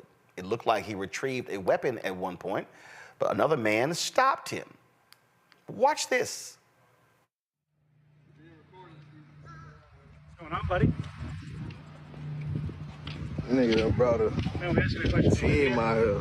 Obviously, he doesn't live here. The reason why I asked you to live here is a private community, so if you don't live here, you need to leave. If you live here, you're visiting a friend, that's fine, just let us know. Because you get neighbors concerned since you're walking around my house. I'm not walking around your house. Hold on, Steve. You've been past my house 4 times. I don't know you. I've never seen you here before, and you're walking past my house over and over again. So if you live here or you have a friend you're visiting here, that's fine. I'm not in front of your house. You're actually following me. You went up the wrong way. We just asking a question. You live out here? I'm a part of the neighborhood. You're a part of the neighborhood? Does that mean you live here? It's simple. Like, bro, what? I'm asking a question. You live here? You went up to my wife. But I didn't go up to your wife, bro. I don't know who you're talking about. Bro. And I think I can walk around my neighborhood. If you live here, yeah. So you live here. Like, you live here? You gonna keep asking me the same question over and over and over and over and over. This man following me. This is harassment, right? You haven't answered yet. That's harassment, right? That's harassment, right? I think what you did to my wife, yes. Look. He followed. What you did to my wife, You yes. read it up.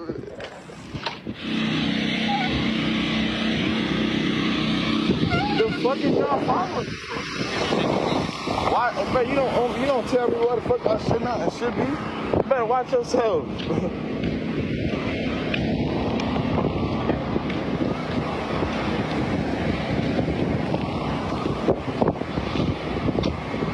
fuck?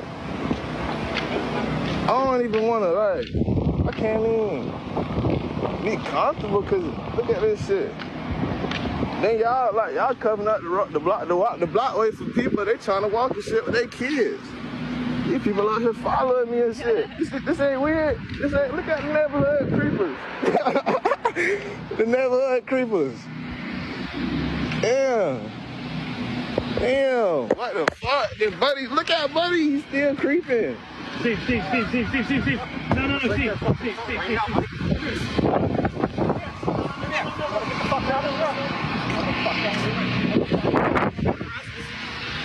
the fuck?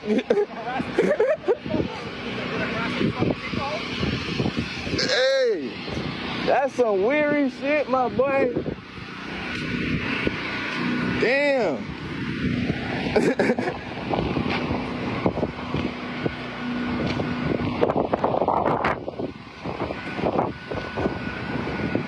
Yeah, they ran this bitch out to create problems and shit. This shit wild as fuck.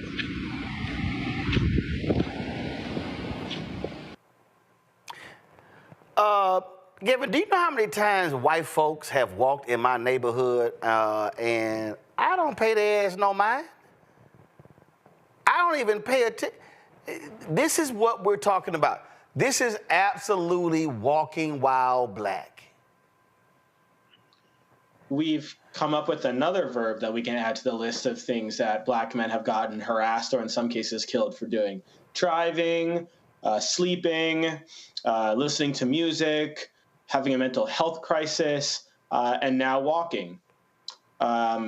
We've seen black men get harassed or killed or hurt, doing all of those things. And I'm grateful that this young man here escaped with his life and was not physically harmed, because we should recognize that in Florida, there is a stand your ground law with no duty to retreat, meaning that that man who's been following him and harassing him could have pulled out a gun and killed this young man here and argued. Actually, he did. So this man's name is apparently Stephen Correga. He's all over social media. He actually did. You might have seen right in the video where he was walking and the guy jumps out and a neighbor stops him.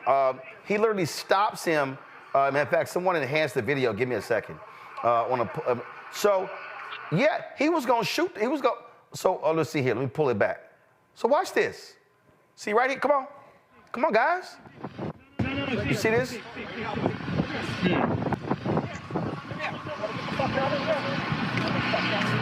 So the neighbor right there, and so this guy, the neighbor in the green stopped him. He actually grabbed the gun.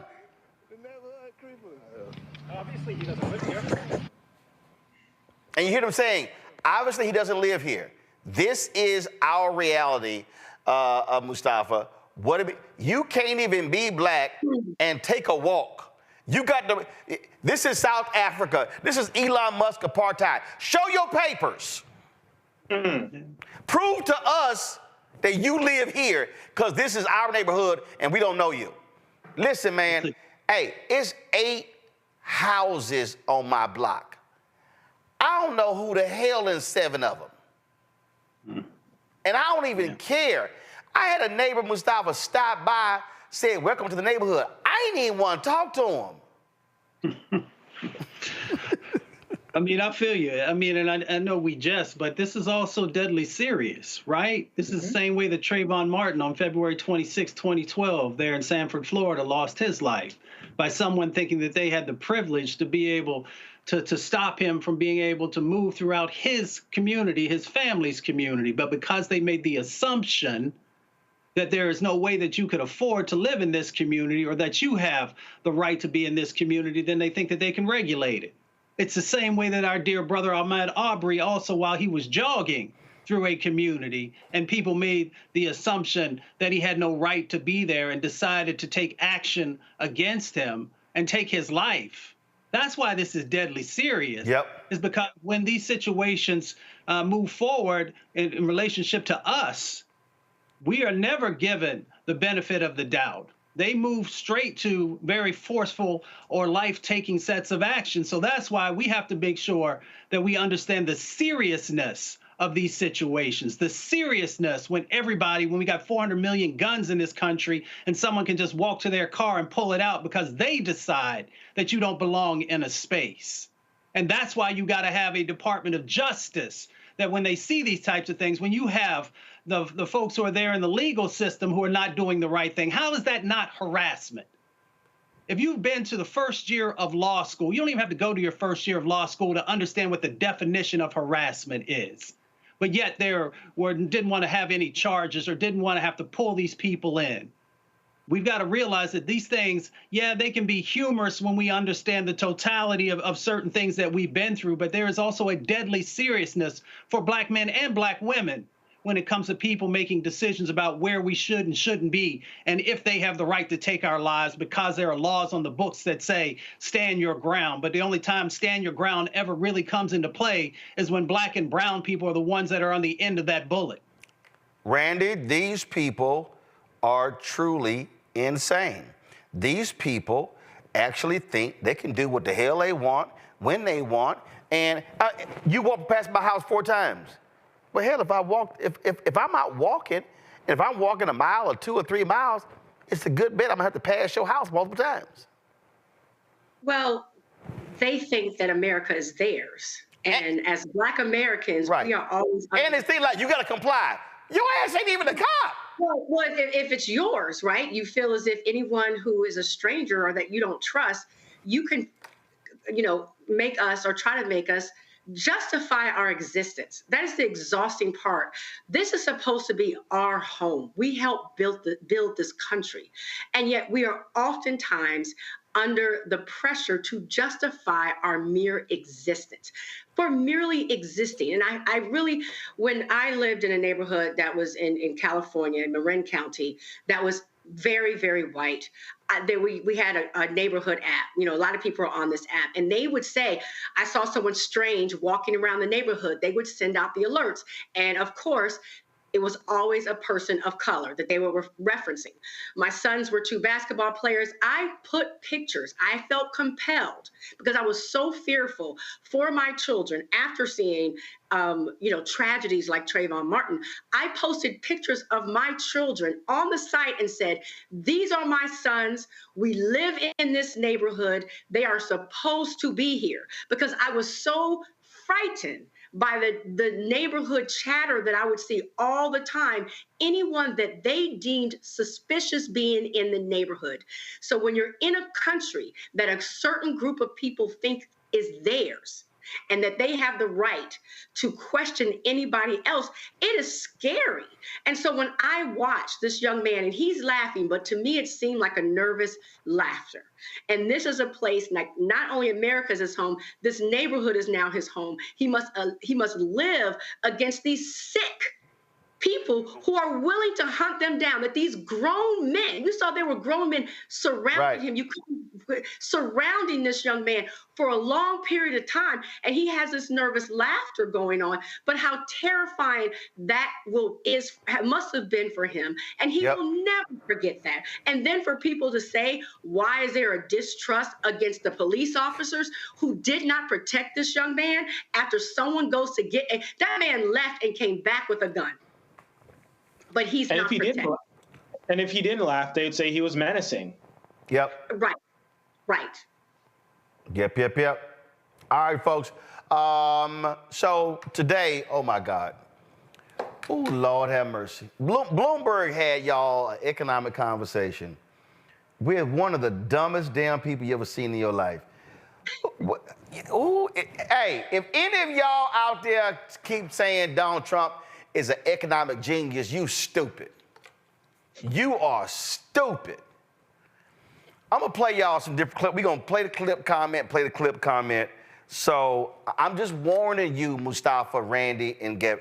I'm trying to prepare y'all for a litany of dumbassness. Here is, I already played you the auto workers clip. Listen to this one. Should Google be broken up?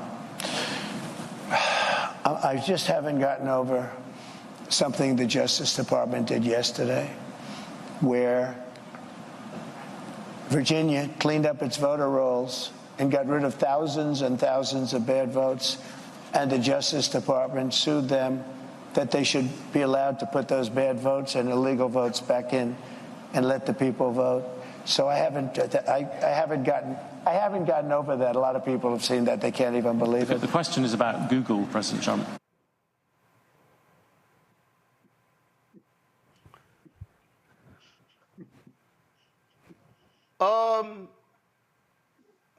Given the questions was about Google, what you talking about? I think I'm at a loss for words. Yeah, I mean, this is somehow not even as bad as when he was standing on stage last night with Governor Kristi Noem, and he asked them to play some beautiful songs, and he stood on stage swaying back and forth as Ave Maria and, I don't know, Sweet Caroline, and insert other songs for over 30 minutes, nearly 40 minutes. So somehow this is somehow less cringy than that, but this man needs help. And I saw the vice president posted on Twitter last night. She posted that clip of Donald Trump swaying back and forth to the music, and she said, I hope he's okay. I also hope he's okay. I mean, that boy is just dumb, Mustafa. Well, there's a lot of things that are going on there. So let's be honest. You know, Donald Trump is suffering from cognitive decline. That's one part. But if you go back You can go back at least 2 decades, but if you want to just go back a decade and you actually listen, folks, please listen and do your research. And when someone would ask him a question about something substantive about the economy or about finance, you would never get an answer that had any real value to it or depth to it. And that's because he's been great over the years at smoke screening. So when someone would ask him a tough question, he would bring something else into the conversation that had little to do or nothing to do with what was being asked of him. So this now it's very dangerous because you are talking about putting a person in charge of our economy and in charge of our military and in charge of all the various types of policies that are out there that drive our country. And you're asking someone who does not have the ability to make the informed decision. So it goes way beyond when people used to say he didn't read. If somebody doesn't read, that tells you enough about the unseriousness of them being able to do anything with a level of knowledge to be able to be successful.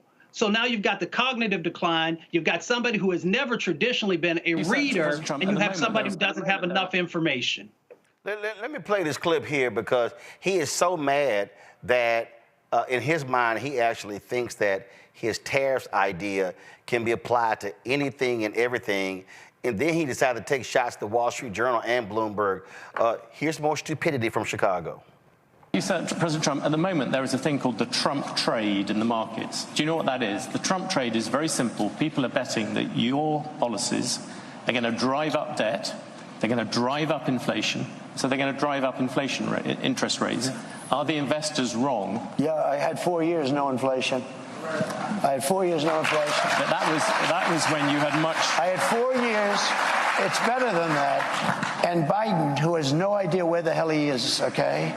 Biden went 2 years with no inflation because he inherited from me. And then they started spending money like drunken sailors. They spent so much money. It was so ridiculous, the money they were spending. They were spending on the Green New Scam. The Green New Scam, the Green New Deal, you know, it was conceived of by AOC +3. She never even studied the environment in college. She went to a nice college. She came out, she just said, the Green New Scam. She just named all these things. But President Trump, the issue at the moment, the markets are looking at the fact you are making all these promises. Latest one was car loans.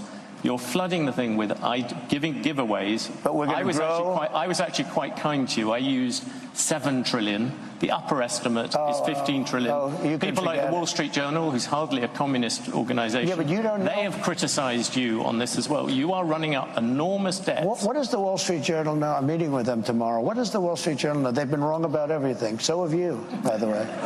You've been wrong about You're trying to turn this. You're trying to turn this. You've been wrong about it. You're trying to turn this into debate.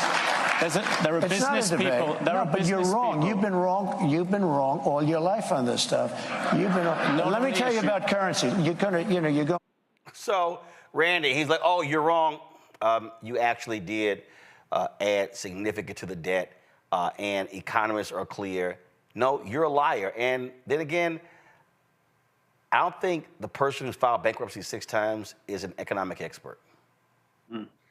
No, every business that he has essentially tried to do has failed, including his fake college.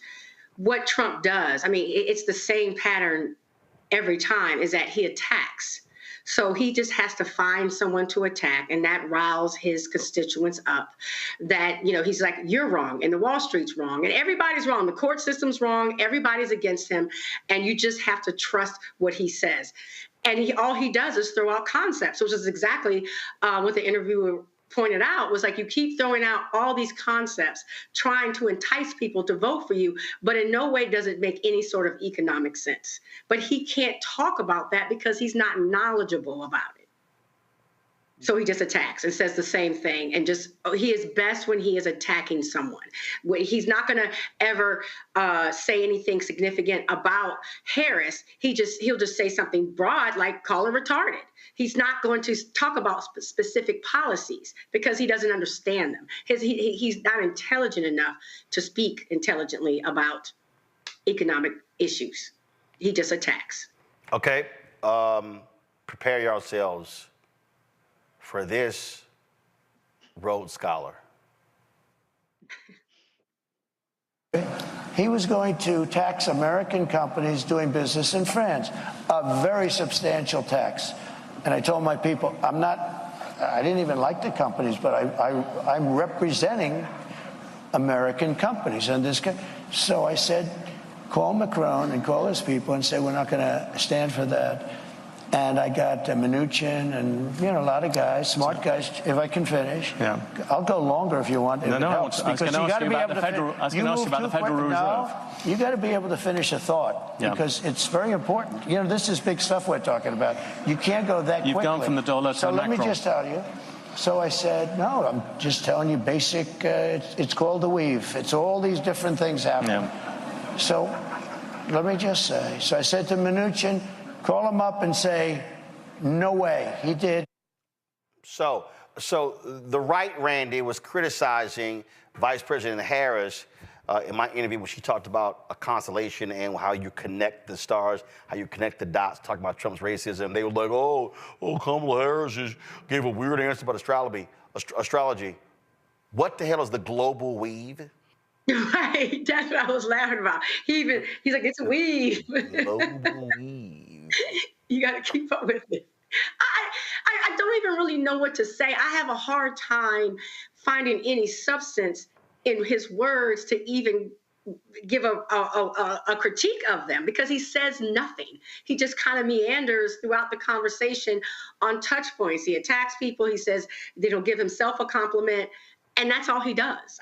It's not a whole lot there to even critique him. He doesn't give us any policies. He doesn't tell us what he's going to do. He just throws out ideas. There's no there. And to really dumb people, he sounds brilliant. All right, I got to go to a break. Real short break. When we come back, y'all. Ooh, but I play out. So if y'all got a problem with cussing, you can't listen to the next video. But after the break, so comedian Gary Owen, let's get into a verbal tit for tat with a white maggot. Ooh, wait till I show y'all the exchange. We'll be right back. I get it. The cost of rent, groceries, and utilities is too high. So here's what we're going to do about it. We will lower housing costs by building more homes and crack down on landlords who are charging too much. We will lower your food and grocery bills by going after price gougers who are keeping the cost of everyday goods too high. I'm Kamala Harris, and I approve this message because you work hard for your paycheck. You should get to keep more of it. As president, I'll make that my top priority. Bob and I both voted for Donald Trump. I voted for him twice. I won't vote for him again. January 6th was a wake-up call for me. Donald Trump divides people. We've already seen what he has to bring. He didn't do anything to help us. Kamala Harris, she cares about the American people. I think she's got the wherewithal to make a difference. I've never voted for a Democrat. Yes, we're both lifelong Republicans. The choice is very simple. I'm voting for Kamala. I am voting for Kamala Harris. IVF is a miracle for us because it allowed us to have our family. After having my daughter, I wanted more children, but my embryo transfer was canceled 8 days before the procedure. Donald Trump overturning Roe v. Wade stopped us from growing the family that we wanted. I don't want politicians telling me how or when I can have a baby. We need a president that will protect our rights, and that's Kamala Harris. I'm Kamala Harris, and I approve this message. I am Tommy Davidson. I play Oscar on Proud Family, Louder and Prouder. Right now, I'm rolling with Roland Martin, unfiltered, uncut, unplugged, and undamn believable. You hear me?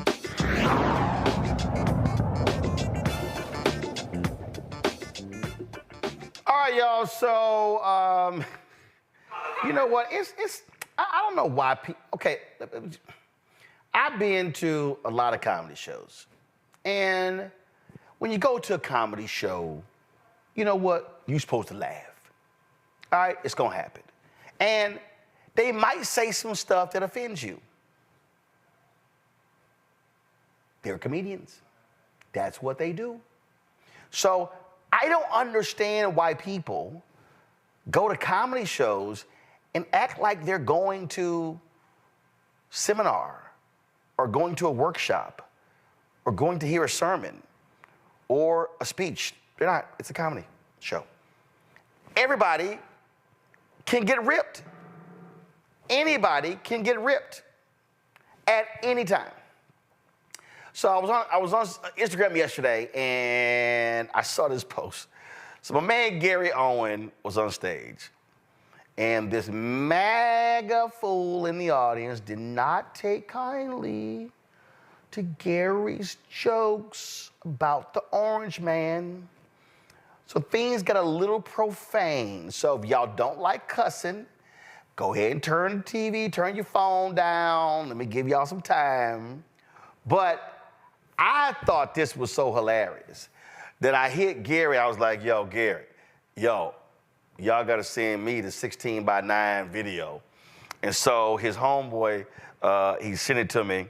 Let me give his name. I loved it.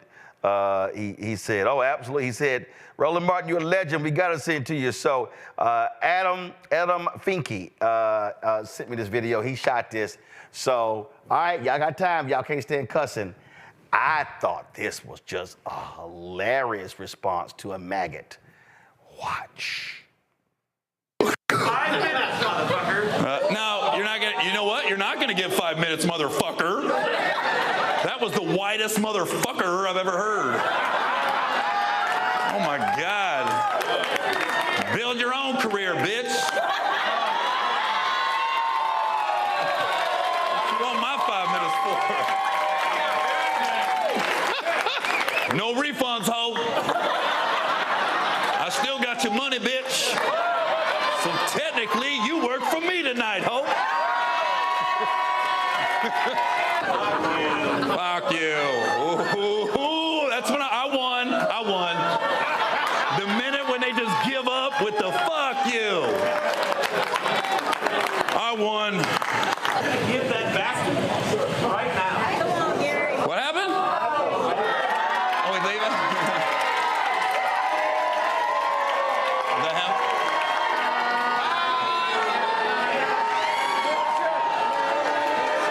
Oh, yeah. He looks exactly like I thought he was going to look, too. Oh, God. There's a lot of child on his laptop. I guarantee you that shit. Stick in my face, motherfucker. Just get stung by a bee. Jason.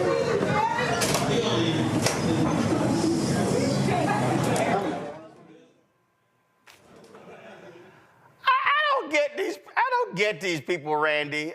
You gonna walk your ass out when the Make America Great Again hat?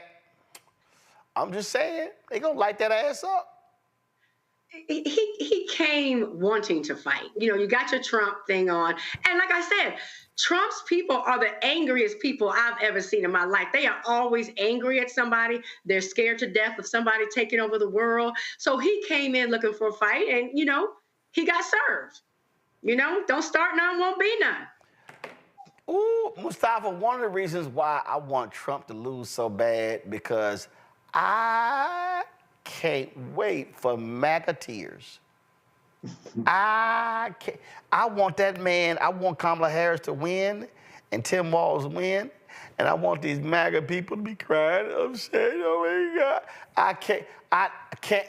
I just can't wait for the whine of Megyn Kelly and Fox News. I just can't wait for that second consecutive L to be hung on Trump's fat ass. Well, we'll have that all taken care of here in, 3 weeks now. So, you know, the truth hurts for a lot of people. And that truth is being able to put the mirror up to the injustices that have happened, to us as individuals and how we treat each other and how we look at the world. And that reflection will be very, very bright here in 3 weeks. You know, the next part of that, of course, is that we have to do what we can to make sure that this country heals and that we move forward in a positive direction. But it will also be very eye-opening to folks when they see the results. And Gavin, this is why, at the end of the day, the only way to guarantee these idiots not being in power is to vote. That is the only way. Sitting on the couch is not an option. Donald Trump and MAGA, They do not care about black people. They're not going to care for black people. And I'm telling you right now, our life is going to be a living hell if these idiots win. And there is no doubt that we are on a positive trajectory with Biden-Harris, and it should continue with Harris-Walz. Thank you, Roland, for bringing it here, because we spent this segment, the last segment, laughing, at the expense of Donald Trump and his MAGAs, as you say, Roland. But I'm still concerned, right? The polls are way tighter than they should be. We know that this election is going to be extremely close. It's going to come down to a handful of states. My home state of Georgia is. I'm reassured by the hundreds of thousands of votes that were cast today on the first day of early voting, but there's still a lot of work to do in Georgia. There's still a lot of work to do in Pennsylvania, and in the other states that are going to determine this election. Roland, you said, what's going to happen, or Mustafa, maybe it was you who mentioned, what's going to happen when we hang that second L, right, on Donald Trump's neck. The scary thing is there's still a lot of people in Donald Trump's camp who don't think he was handed an L in the first place 4 years ago, and that is terrifying for the sake of our democracy. So the question is, if and when, and I'm going to knock on wood, we do beat Donald Trump in 3 weeks, will his side even accept the results? We talked about the doubt that Republican election officials are sowing in our electoral process across this country. We can't control that in any other way besides voting, not only voting keeping Donald Trump out of the White House and electing Kamala Harris, but voting for Democrats up and down the ballot at the local level, at the state level, because at the state level, the state officials are the ones who put these voting laws on the books in the first place. So we have to be ready to get out there. If you talk to someone in your community, in your family, in your network who is not registered to vote and there's still time, that is priority number one. We need to get every single soul to the poll, because this man we were just laughing at for all the ridiculous answers he gave and the swaying he was in the dancing on stage last night is this close to being the next president of the United States. We can do something about that, and it's called voting. And there's nothing more important. If black people are the reason he loses, that will make them even crazier. So my people in Michigan, my people in Pennsylvania, my people in Georgia, my people in North Carolina, my folks in Arizona, in Nevada, in Wisconsin, it's in your hands.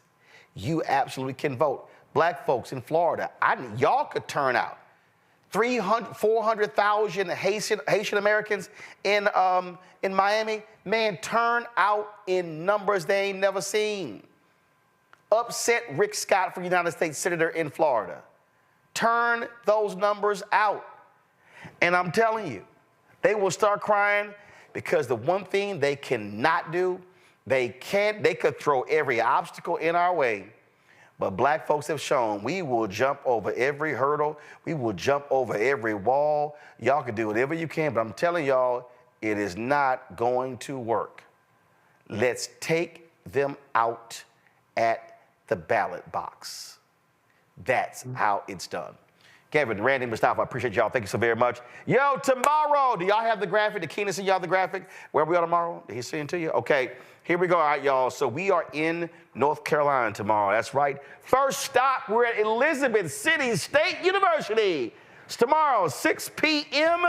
on Thursday. I'll be broadcasting live at Word Tabernacle Church, 821 Word Plaza, Rocky Mount, North Carolina. Friday, October 18th, I'm going to be at Fayetteville State University, Seabrook Auditorium, Fayetteville, North Carolina. I got some lunch stops in each one of those places. Follow me on social media. You know where we're going to be stopping. And so, man, we look forward to being on the ground in North Carolina. This weekend, I go to Dallas on Saturday. I'm going to be speaking, preaching, you know I'm bootleg, at the 10 a.m. service at Friendship West Baptist Church. Reverend Dr. Frederick D. Haynes III, I'll be signing copies of my book, White Fear, How the Browning of America is Making White Folks Lose Their Minds. And I'm voting in Dallas on Monday. Then Freddie and I are going to hit some early voting locations. Then I'm broadcasting my show live from Friendship West on Monday. I'm back here on Tuesday. I go to Brooklyn, New York on the 23rd. And then on the 24th, we are broadcasting live in Jacksonville, Florida, Edward Waters University. Can't wait. So, y'all, it's a jam-packed. We're going to be on the road doing our thing, keeping it real. Hey, y'all see I'm rocking the Georgia Stand Up hoodie. It's a little cool in D.C. today. And so if you go to Georgia Stand Up website, zoom in, Anthony. Y'all can get this shirt. I have the shirt, but this here is the hoodie. Elect black women. Right here, let me move this right here. Elect black women, fund black women, believe in black women, invest in black women, follow black women, defend black women, hire black women, promote black women, stand up and vote for black women. And y'all vote for that black woman, Vice President Kamala Harris, because she's got a better agenda. I guarantee you, she's got a better agenda. Man, switch to the camera, dog. Camera 2. Switch to camera 2. Come on, thank you, switch, thank you. She's got a way better agenda, y'all, for us than Donald Trump ever has. And so that's it, y'all. Don't forget, join our Bring the Funk fan club. Send your check and money order, P.O. Box 57196, Washington, D.C., 20037-0196. PayPal is R Martin Unfiltered. Venmo is RM Unfiltered. Zelle, Roland at RolandSMartin.com, Roland at RolandMartinUnfiltered.com. Download the Black Star Network app, Apple phone, Android phone, Apple TV, Android TV, Roku, Amazon Fire TV, Xbox One, Samsung Smart TV, and get your copy of my book, White Fear, How the Browning of America is Making White Folks Lose Their Minds. Get the audio version on Audible, and please support the work that we do. That's it, folks. I'll see y'all tomorrow from Elizabeth City, North Carolina, North Carolina Black Belt. Holla! Black Star Network is here. Oh, no punch! I'm real revolutionary right now. Thank you for being the voice of Black America. All momentum we have now, we have to keep this going. The video looks phenomenal. See, there's a difference between Black Star Network and black-owned media and something like CNN. You can't be black-owned media and be scared. It's time to be smart. Bring your eyeballs home. You dig?